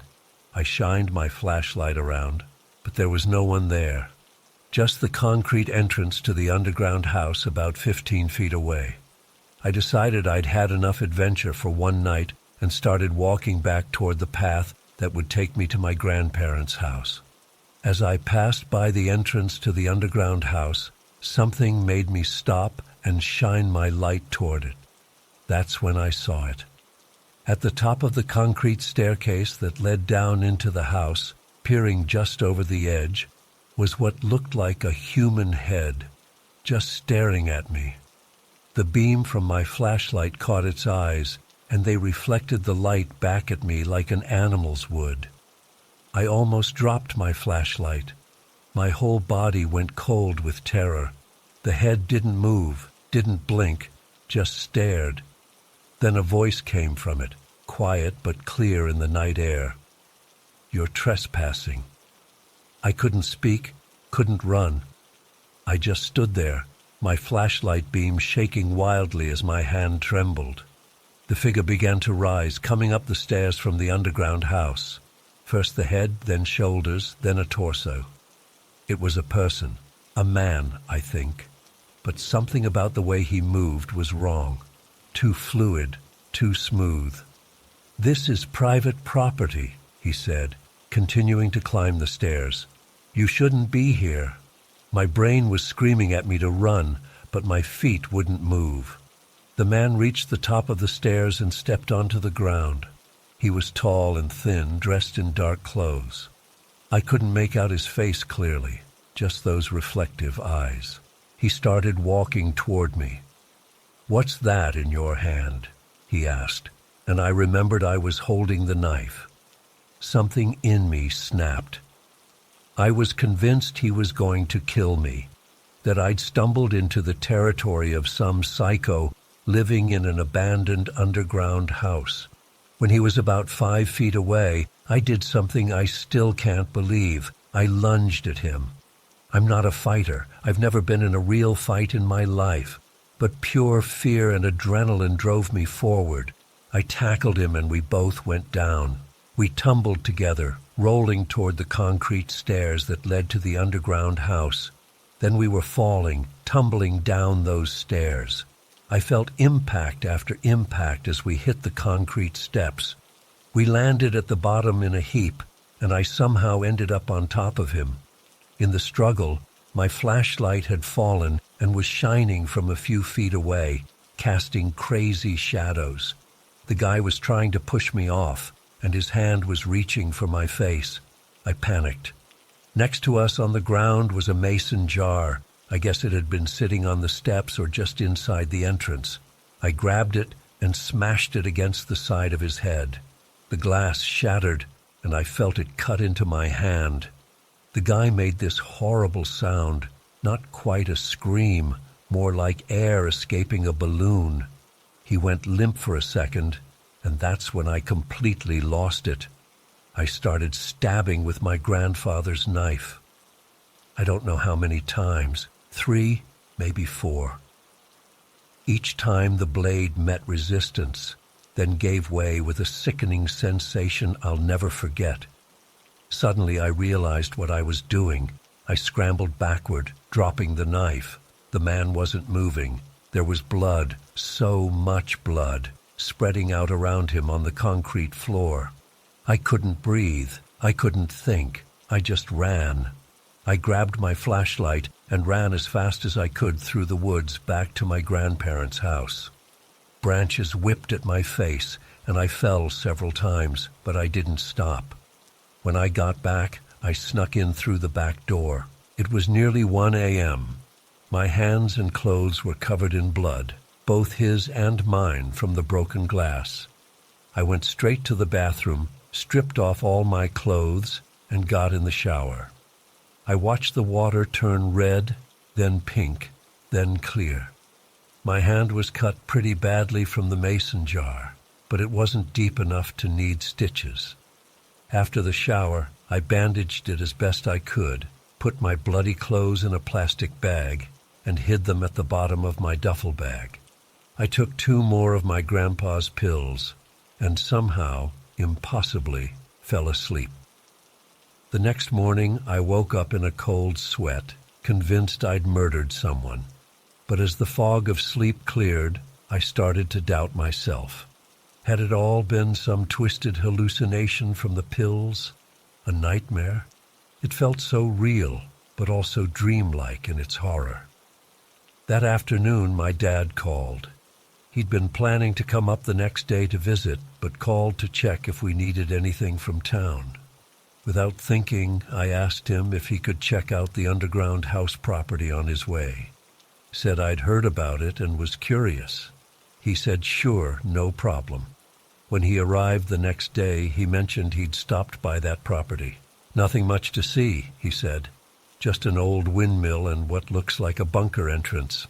I didn't go inside, of course. I asked him, trying to sound casual, if he'd seen anything strange there. Any signs of... I couldn't bring myself to say blood or a body. Like what? He asked. I don't know. Just anything unusual. He shook his head. Nope. Place looked normal. Creepy, but normal. I spent the rest of that summer in a state of constant anxiety. I never went back to the property. I stopped taking my grandpa's pills. I kept expecting police to show up, but they never did. I'm 24 now. I made it through undergrad, and I'm in my 2nd year of medical school. I'm married to an amazing woman who doesn't know any of this. But I still can't sleep alone. If my wife goes out of town, I stay up all night with all the lights on. I've developed this obsessive need to check that the doors are locked 3 times, always 3 times, before I can even try to sleep. Did I actually kill someone that night? Or did I hallucinate the whole thing? If it was real, why was there no blood, no body, no police investigation? Did someone clean it up? Was the man not as badly injured as I thought, and he just left? I don't know if writing this will help, but I needed to get it out somewhere. I've carried this for so long, and it's eating me alive. Every time I close my eyes, I see those reflective eyes staring back at me from the top of those concrete stairs, and I feel the knife in my hand sliding into flesh. I don't expect answers. I don't deserve them. But if you've ever experienced something like this, something so horrific you can't tell if it was real or not, just know you're not alone. Some nights are darker than others, and some memories never fade, whether they happened or not.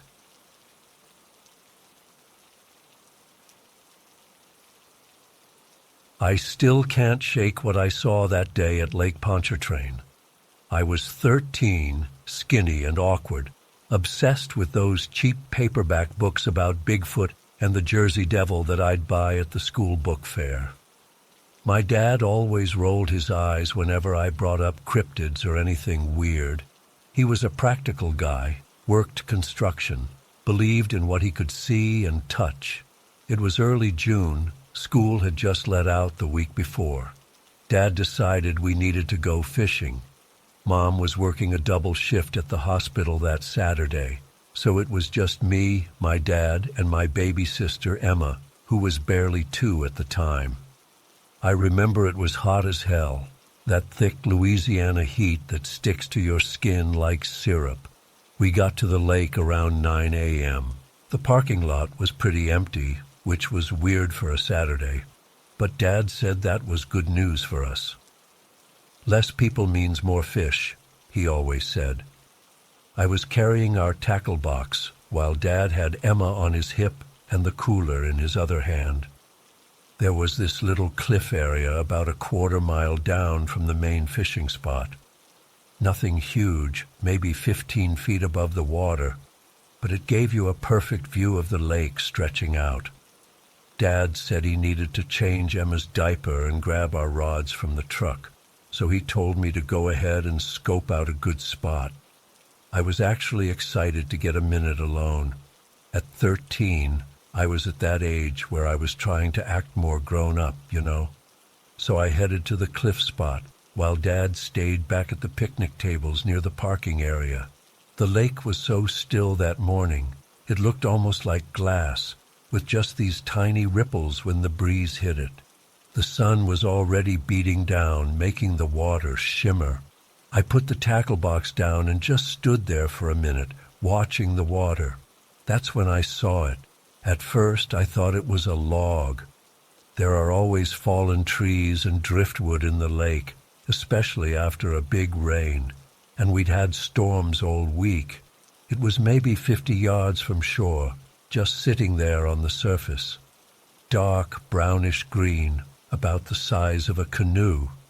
I didn't think much of it, but then it moved. Not like how a log shifts in the current.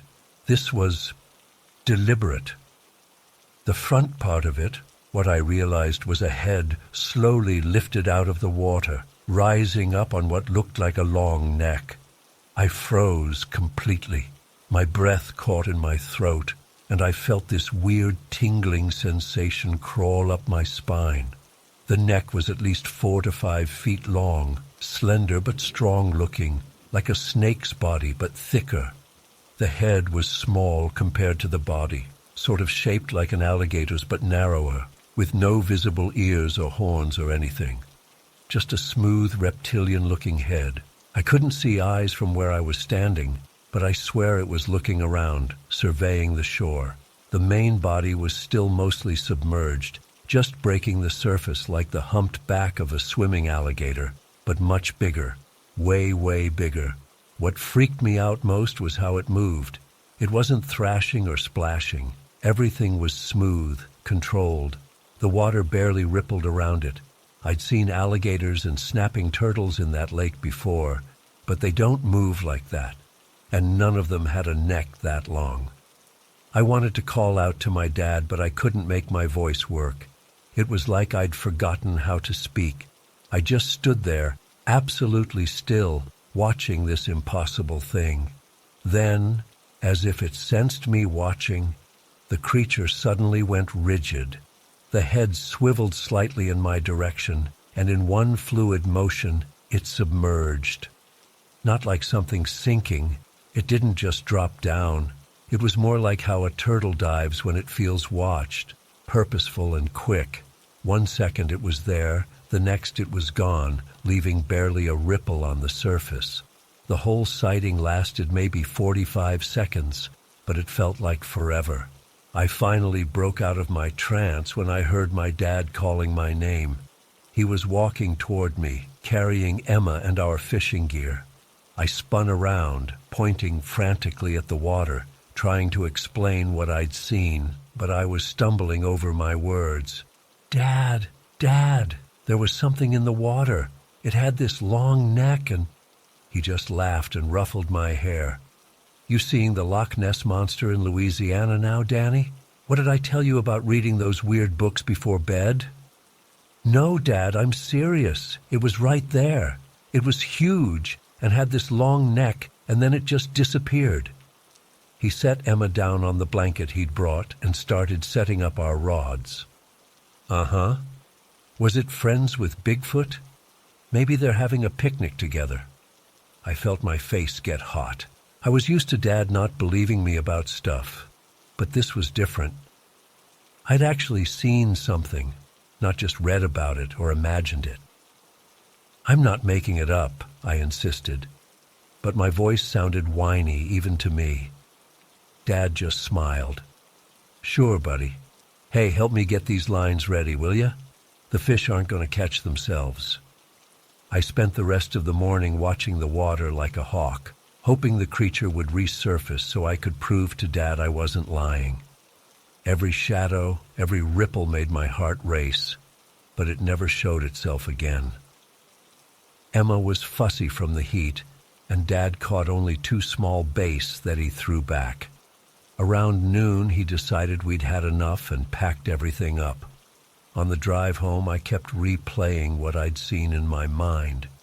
It wasn't my imagination. It wasn't a log. It wasn't an alligator. It was something else. When we got home, I immediately went to our computer and started searching about lake monsters in Louisiana. There were plenty of legends: the Honey Island swamp monster, the rougarou, even some stories about mysterious creatures in the bayous, but nothing exactly like what I'd seen. The closest thing was stories about Altamaha from Georgia, but that was states away. There were also those old fisherman tales about Old Mess in Louisiana lakes, but most of those descriptions sounded more like giant catfish or alligator gar. I printed out some pictures of the Loch Ness Monster and tried to explain to my mom what I'd seen when she got home from her shift. She was more patient than Dad, but I could tell she didn't believe me either. She just nodded and said, "That's quite an imagination you've got, sweetie." It wasn't imagination, though. I know what I saw. A few days later, I convinced my best friend Tyler to ride bikes out to the lake with me. I didn't tell him why, just said I wanted to go fishing again. We spent the whole afternoon at that same spot, but the creature never appeared. Tyler got bored after a while and wanted to head back, but I couldn't stop staring at the water. I felt weirdly drawn to it, like if I just waited long enough, that long neck would rise up again, and I'd have proof. As we were packing up to leave, this old guy who'd been fishing a little ways down the shore came over to us. He was maybe in his 70s, with leathery skin and a white beard. He asked if we'd caught anything, and we shook our heads. "Not really fishing," I admitted. "I was kind of hoping to see something I saw here the other day." Tyler rolled his eyes, but the old man looked interested. "What's that?" I hesitated, not wanting to sound crazy, but something in his expression made me feel like he might actually listen. "I saw something in the water. It had this really long neck, and it was big, like bigger than a canoe. It wasn't an alligator or anything like that." I expected him to laugh, but he didn't. He just looked out at the water for a long moment, then back at me. "My grandpappy used to talk about something in these waters, called it le serpent long-cou, the long-necked serpent. Said he saw it 3 times in his life. Last time was in 1943. My heart started beating faster. "What did he say it looked like?" The old man shrugged. "Like you said, long neck, smooth skin, moved real quiet for something so big. Locals don't like to talk about it much. Bad luck to speak of such things, my grandmama always said." Tyler was getting impatient, shifting from foot to foot. "Come on, Daniel, we should get going. My mom wants me home before dark." The old man noticed and smiled. "Y'all best be heading on then. But listen here, young fella." He looked directly at me. "Not everything in this world fits in the books they give you at school. Louisiana's got more secrets than most places. Some things, they only show themselves to certain people. He walked away after that, heading back to his fishing spot. Tyler thought the whole thing was stupid and teased me the entire ride home about my swamp monster. But I couldn't stop thinking about what the old man had said. Over the next few weeks, I went back to that spot 6 more times. Twice with my dad, who was getting annoyed with my obsession. Once with Tyler, who refused to go again. And 3 times by myself, though I wasn't supposed to go that far on my bike alone. I never saw the creature again. But something changed in me after that day. I started looking at the water differently, not just Lake Pontchartrain, but all bodies of water, wondering what might be hiding beneath the surface. I'm 28 now. I've got a boring accounting job in Baton Rouge, a girlfriend who thinks my cryptid stories are cute, and a normal life. But I've never forgotten what I saw that day. Sometimes I'll be driving past a lake or river and I'll get this prickle on the back of my neck, like something's watching me from the water. Last year, I took my nephew fishing at that same lake. He's 11, close to the age I was. While we were sitting there with our lines in the water, I almost told him about what I'd seen, but I stopped myself. What if he saw it too? What if it's still out there waiting? Would anyone believe him either? I've researched lake cryptids extensively over the years. There are accounts from all over the world, not just Nessie, but creatures in Lake Champlain, Lake Okanagan, and dozens of others. Many of the descriptions match almost exactly what I saw. Long neck, smooth skin, deliberate movements, the ability to submerge quickly without disturbing the water much. Science says these things can't exist. There's not enough food in these lakes to support creatures that size. The ecosystems are too well documented.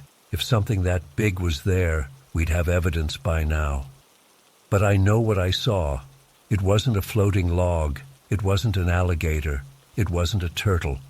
And it definitely wasn't my imagination. Sometimes when I can't sleep, I go on these online forums where people share their strange experiences. I've never posted my story. I'm not sure why. Maybe I'm still afraid of not being believed, even by strangers on the internet. Or maybe I'm keeping it to myself because it feels like a secret the creature entrusted to me somehow. All I know is that Louisiana's waters are deeper and darker than most people realize, and not every creature living in them has been cataloged by science.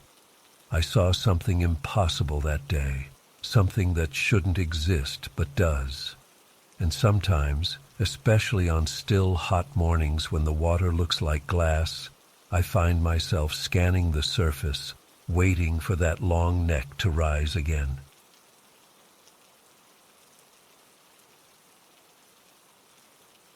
I've debated for weeks whether to share this. Even now, my hands are trembling while typing. I'm not sure if writing about it will help or make things worse, but I need to tell someone what happened to me 4 months ago. Maybe someone here has experienced something similar or can explain what I saw. I'm Priya, 21 years old and studying to become a teacher. Last semester, I applied for an internship program at a rural school in northeastern India. It was a great opportunity, 3 months teaching in a remote village school while gaining valuable experience for my resume. The program placed me in a small community surrounded by subtropical forest, about 6 hours from the nearest city. When I arrived, I was excited but nervous. The village was smaller than I expected, maybe 200 people, most living in simple homes with small shops along the only paved road. The school itself was a single-story concrete building with 4 classrooms. We stayed in a guest house about half a kilometer from the main village, a 2-story building that housed all 6 interns plus our supervisor. My supervisor, Mahesh, was in his late 30s and had been running this program for almost a decade. He seemed nice enough during our orientation, quiet but friendly. He gave us our teaching schedules and showed us around the village. Everything felt normal and safe those first few days. About 2 weeks into my stay, I was struggling with homesickness. The isolation was getting to me. No reliable internet, just occasional cell service if you stood in specific spots outside the guest house. One night, unable to sleep, I went to the kitchen to make some tea around 1 a.m. I found Mahesh sitting alone at the table, staring into a cup of chai. He looked up when I entered and nodded at the kettle. "Just made it. Still hot if you want some." While making my tea, I noticed he kept adjusting a necklace, a simple cord with what looked like a dried seed or nut. He caught me looking and held it up. "Rudraksha bead," he explained. "Never take it off." I sat down across from him and we talked about how the internship was going. Then he asked if I'd heard anything strange at night. The question caught me off guard. Strange like what? He hesitated before speaking. Like children laughing or footsteps outside. I hadn't, but something about his tone made me uneasy. When I pressed him, he sighed and told me about something that happened during his second year working here. "I don't normally share this with interns," he said, his voice dropping. "But you should know. Never go into those woods alone after dark."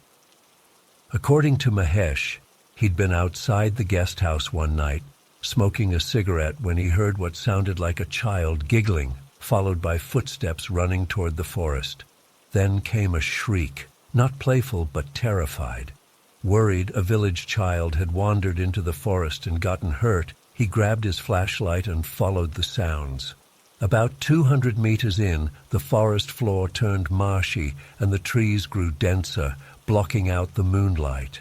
He heard rustling above him and pointed his flashlight up. What he described seeing still makes my skin crawl. Perched on a branch about 15 feet up was what looked like a person, but wrong. Translucent, like dirty glass, with a face that was more skull than human.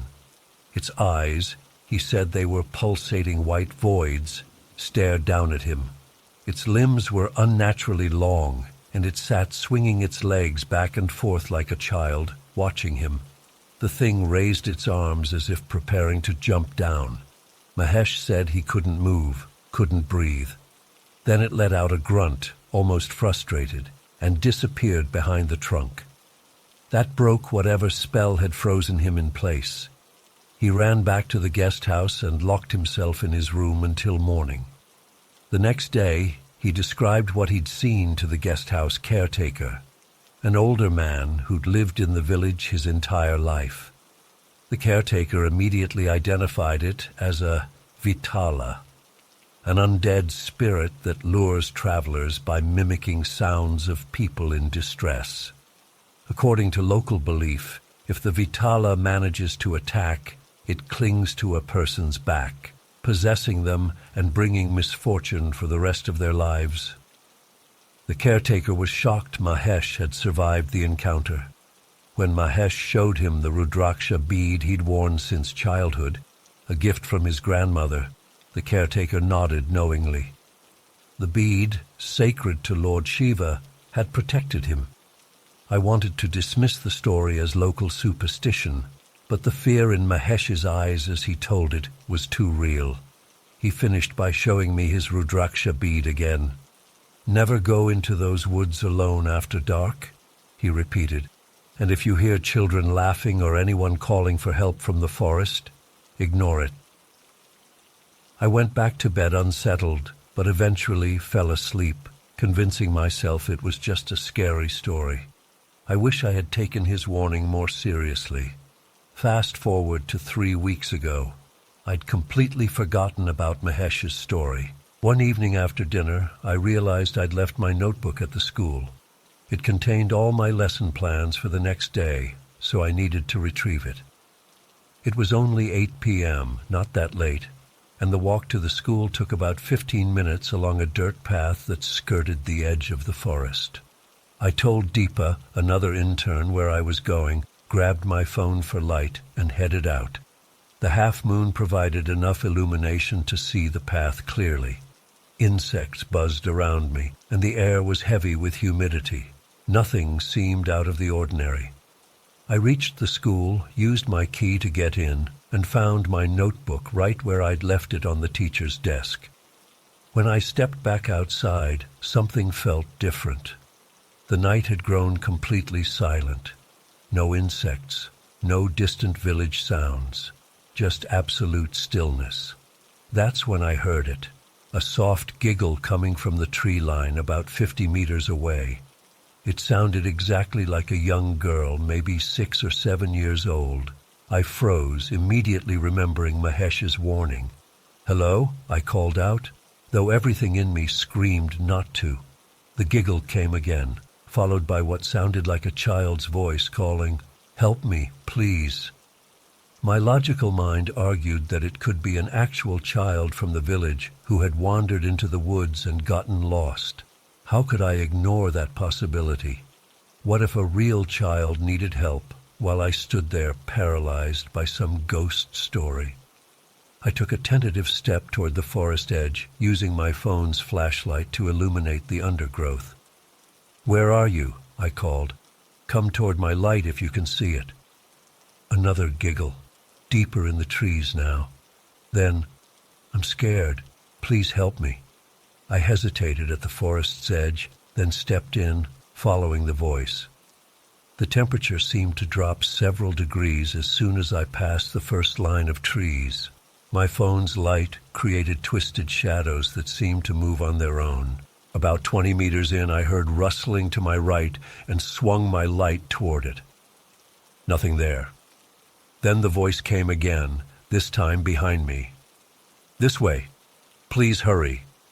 I spun around but saw nothing. Something felt wrong. The voice sounded like a child, but somehow rehearsed, like someone trying to sound like a child, but not quite getting it right.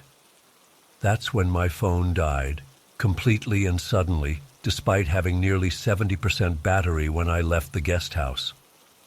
I stood in complete darkness, the canopy blocking whatever moonlight might have helped me see.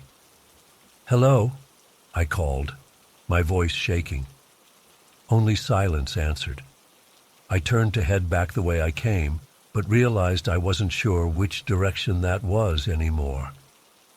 Taking a deep breath, I picked what I thought was the right way and started walking slowly, hands outstretched to avoid running into trees. After a few minutes of careful progress, I heard something that made my blood freeze. The sound of breathing. Not my own, but something else's directly behind me. Close enough that I should have felt it on my neck, but I didn't. I spun around. Nothing. Then a twig snapped about 10 feet to my left, followed by another childlike giggle. But this time, there was something wrong with the sound. It had a gurgling quality, like someone laughing underwater. "Who's there?" My voice came out as barely a whisper. The silence that followed seemed to stretch forever. Then something moved in my peripheral vision, a pale shape drifting between trees. I turned toward it just in time to see what looked like a human figure, but elongated and somehow wrong, disappear behind a large trunk.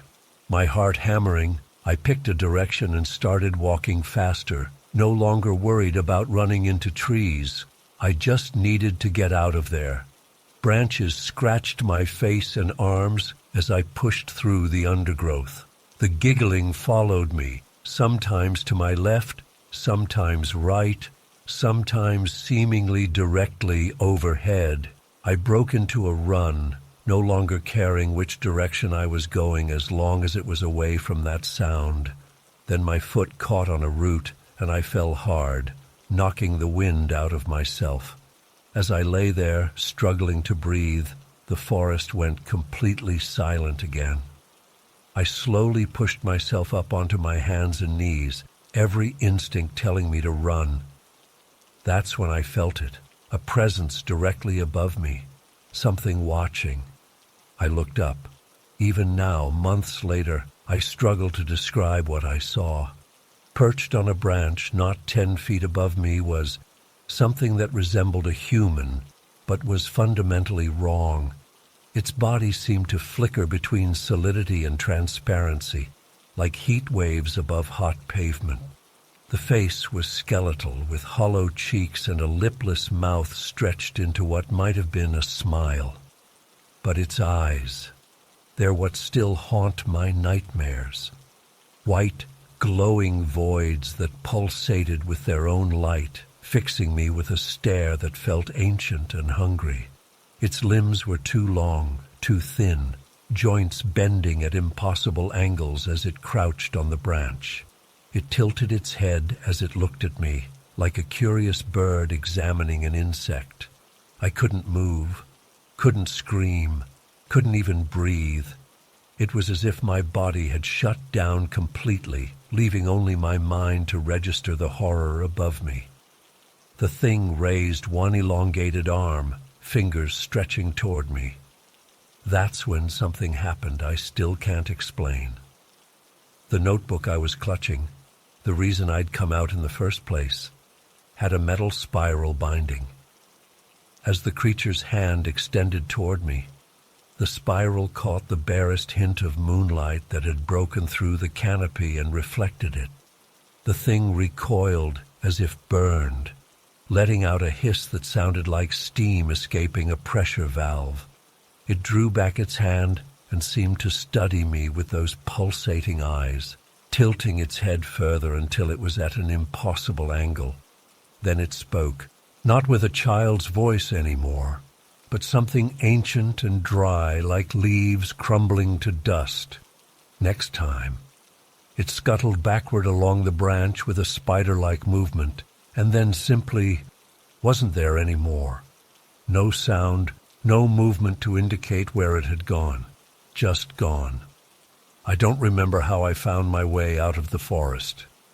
My next clear memory is stumbling into the guest house courtyard, where Deepa and Mahesh were standing with flashlights, about to come looking for me. I was covered in scratches, my clothes torn and muddy.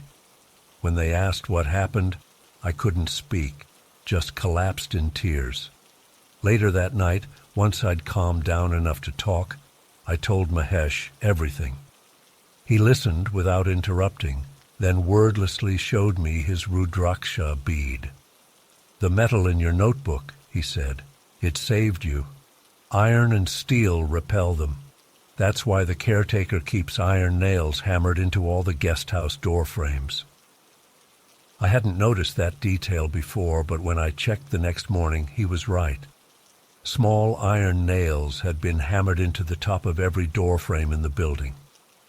I left the internship program the next day, citing a family emergency. I couldn't stay another night knowing what was in those woods. Before I left, the caretaker gave me something, a small Rudraksha bead on a cord, similar to Mahesh's. I haven't taken it off since. It's been 4 months, and I still wake up some nights feeling like those pulsating white eyes are watching me from a dark corner of my room. The doctors say I'm experiencing PTSD from getting lost in the forest at night, a rational explanation that I desperately want to believe. But I know what I saw, and its final words, "next time," keep echoing in my head, as if it's still out there, waiting for me to wander into the dark again. Has anyone else encountered something like this, or heard of the Vitala before? I need to understand what happened to me that night.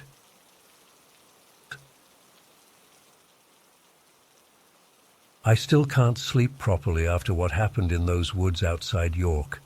It's been over 3 years, but every cracking twig outside my window sends me into a panic. I've never shared this with anyone except my therapist, who suggested writing it down might help process the trauma. So here goes. Back in March 2020, everything was shutting down because of COVID. I had just been temporarily laid off from my job at an insurance company, and after a week of being cooped up in my apartment, I was going stir-crazy. I've always been into urban exploration and local legends, so I decided to take a drive out to York County, Pennsylvania to check out this place I'd read about online called the Seven Gates of Hell. According to the legend, if you pass through all 7 gates in order after midnight, you'll end up in hell itself. I didn't believe that nonsense, but I thought it would be a cool adventure to break up the monotony of lockdown. Plus, not many people would be out, so it seemed like a good socially distanced activity. I packed some supplies in my backpack, water bottles, energy bars, my good flashlight, a pocket knife, and my phone charger. It was about a 2-hour drive from my place in New Jersey. I remember listening to a true crime podcast the whole way there, which in hindsight feels darkly ironic. When I reached the area around noon, I found out that most of what people call the gates aren't actual physical gates at all, just certain points along old logging trails.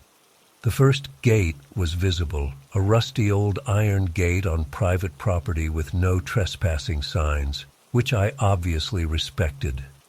I snapped a few photos from the road and decided to explore the surrounding woods instead. The area was pretty, rolling hills with dense forest. I hiked around for a few hours, found some cool abandoned structures, nothing special. As the day wore on, I figured I'd grab some food from a drive-thru and come back after dark to see if the woods felt creepier then. Stupid decision, but I was bored and looking for excitement. I ate in my car as the sun was setting, scrolling through Reddit threads about the gates on my phone. Around 8:30 p.m., I grabbed my flashlight and backpack and headed back into the woods. The temperature had dropped, and I remember feeling the cold air seeping through my jacket as I walked. There was no moon that night, making the forest impossibly dark beyond my flashlight beam. For about an hour, I wandered the trails, recording little video clips on my phone, trying to make a spooky social media post. Nothing unusual happened until I realized I'd ventured off the main path and couldn't find my way back. My phone's GPS was showing me in the middle of nowhere, with the nearest road about a mile away, but it couldn't show me a clear path through the dense forest. I started following what looked like a game trail, hoping it would lead back to a main path.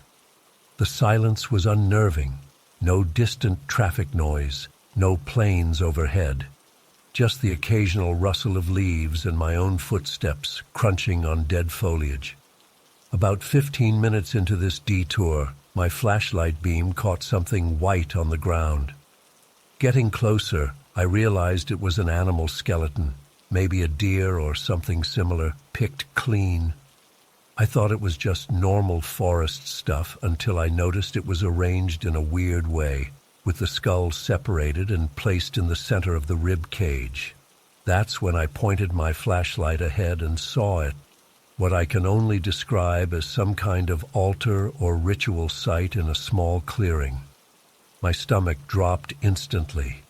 There were maybe 12 or 15 candles arranged in a circle, some red, some black, most of them used but not completely burned down. Inside the circle was a large pentagram drawn with what looked like red paint, but given what else I saw, I'm pretty sure it was blood. The worst part was the animals. There were at least 3 chickens with their heads removed, their bodies positioned at specific points around the pentagram. 2 smaller animals, rabbits, I think, had been gutted and splayed open. Various bones and what looked like internal organs were placed in small clay bowls. The smell was horrific, a mixture of copper, decay, and something waxy from the candles. I nearly threw up. I'd stumbled upon what was clearly some kind of satanic ritual site, and from the freshness of the animal remains, it had been used recently. My first thought was to photograph it as evidence, but before I could pull out my phone, I heard a branch snap in the distance. My blood went cold. I quickly turned off my flashlight and crouched down, straining to hear. More sounds followed, hushed voices and rustling from the direction I'd just come from. I scrambled behind a fallen log about 20 feet from the altar, pressing myself into the dead leaves and dirt. Within minutes, flashlight beams started dancing through the trees, getting closer. I made myself as small as possible, controlling my breathing despite my racing heart. Then they entered the clearing, 11 figures wearing long hooded robes. Some were carrying additional candles. Others had bags that clinked with glass or metal contents.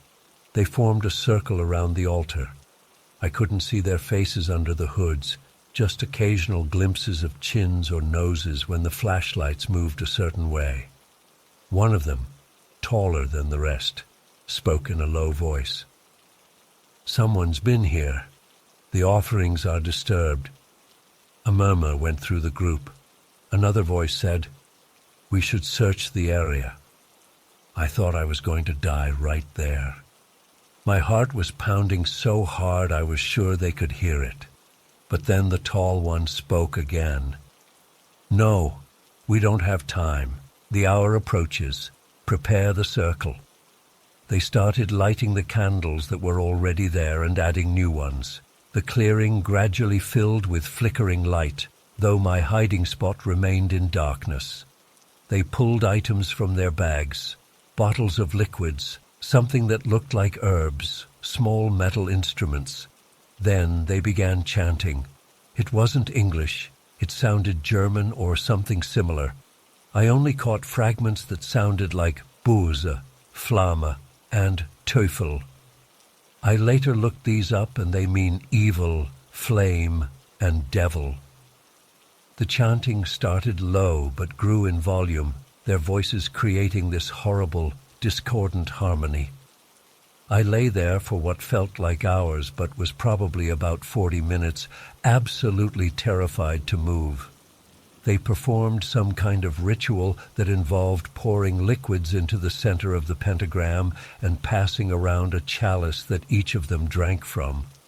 At one point, they all fell silent and knelt, bowing toward the center of the circle, while the tall one stood with arms raised, reciting something that sounded like a prayer, but inverted, like they were asking for something awful to happen. When they finally blew out the candles and prepared to leave, I realized I needed to get out of there before they scattered into the woods and potentially discovered me. While they were packing up their supplies, I began slowly crawling backward, inch by inch, staying low and moving only when their movements would mask any sound I made. Once I was about 50 yards away and hidden by thick undergrowth, I got to my feet and ran. I didn't use my flashlight. I just ran blindly through the woods, branches whipping my face, tripping over roots, but always moving away from that clearing. I only stopped when my lungs were burning and I had to catch my breath. I pulled out my phone, hands shaking so badly I could barely hold it. The GPS finally located me, and I navigated back toward where I'd parked my car, constantly looking over my shoulder and freezing at every sound. It took me nearly 2 hours to find my way back, much of it spent hiding whenever I thought I heard something following me. When I finally reached my car, I jumped in, locked the doors, and just sat there hyperventilating for several minutes. The dashboard clock read 12:47 a.m. I started the engine and sped away, not even caring about the noise I was making. I checked into a motel about 30 miles away instead of driving all the way home. I was too shaken up to make the full trip, and I was terrified they might have somehow followed me or seen my license plate. I barely slept, jumping at every sound from the neighboring rooms or the parking lot. The next morning, I should have just driven home and tried to forget everything I'd seen. But I couldn't. I kept thinking about those 11 figures and what they were doing in those woods. I convinced myself that I needed proof, maybe to report to the police, maybe just to confirm I hadn't imagined it all. So I drove back. In daylight, with people around, I felt safer. I parked in a different spot and approached the woods from another angle. It took me about 2 hours of searching, but I eventually found the clearing again. What I saw there makes me question my sanity to this day. The altar was still there, but it had been expanded. The pentagram was larger, with fresh blood darkening its lines. The animal remains had been replaced with new ones. But what chilled me to my core were the robes, 12 of them, laid out in a circle around the pentagram. 12, not 11. Each robe was empty, placed with the hood pointing toward the center where someone had erected an upside-down cross with a beheaded crucifix figure at its center. I stood there, frozen in horror, trying to make sense of what I was seeing. Where was the 12th person? Why leave the robes? Was this meant for me? Did they know I'd been watching? I heard rustling in the undergrowth behind me and I ran. I didn't look back, didn't stop to investigate. I just ran all the way back to my car and drove home without stopping once. I've never gone back to those woods. For weeks afterward, I was convinced they were going to find me somehow. I installed extra locks on my doors and started sleeping with a baseball bat next to my bed. I researched satanic cults obsessively, trying to understand what I'd witnessed. To this day, I still don't know who those people were or what exactly they were doing. I don't know if they were actually Satanists or just sick individuals playing at dark rituals, but I know what I saw, and I know the terror I felt was real. Sometimes I wonder what would have happened if I'd been discovered that night. Would I have become the 13th robe? Was that empty 12th robe meant for me? I still have nightmares about hooded figures circling around me as I lay helpless in the center of a bloody pentagram. I don't go exploring anymore, especially not in unfamiliar woods. I've learned that some legends exist for a reason, as warnings. And sometimes the gates to hell aren't metaphorical at all, but real places where real people do unspeakable things in the darkness.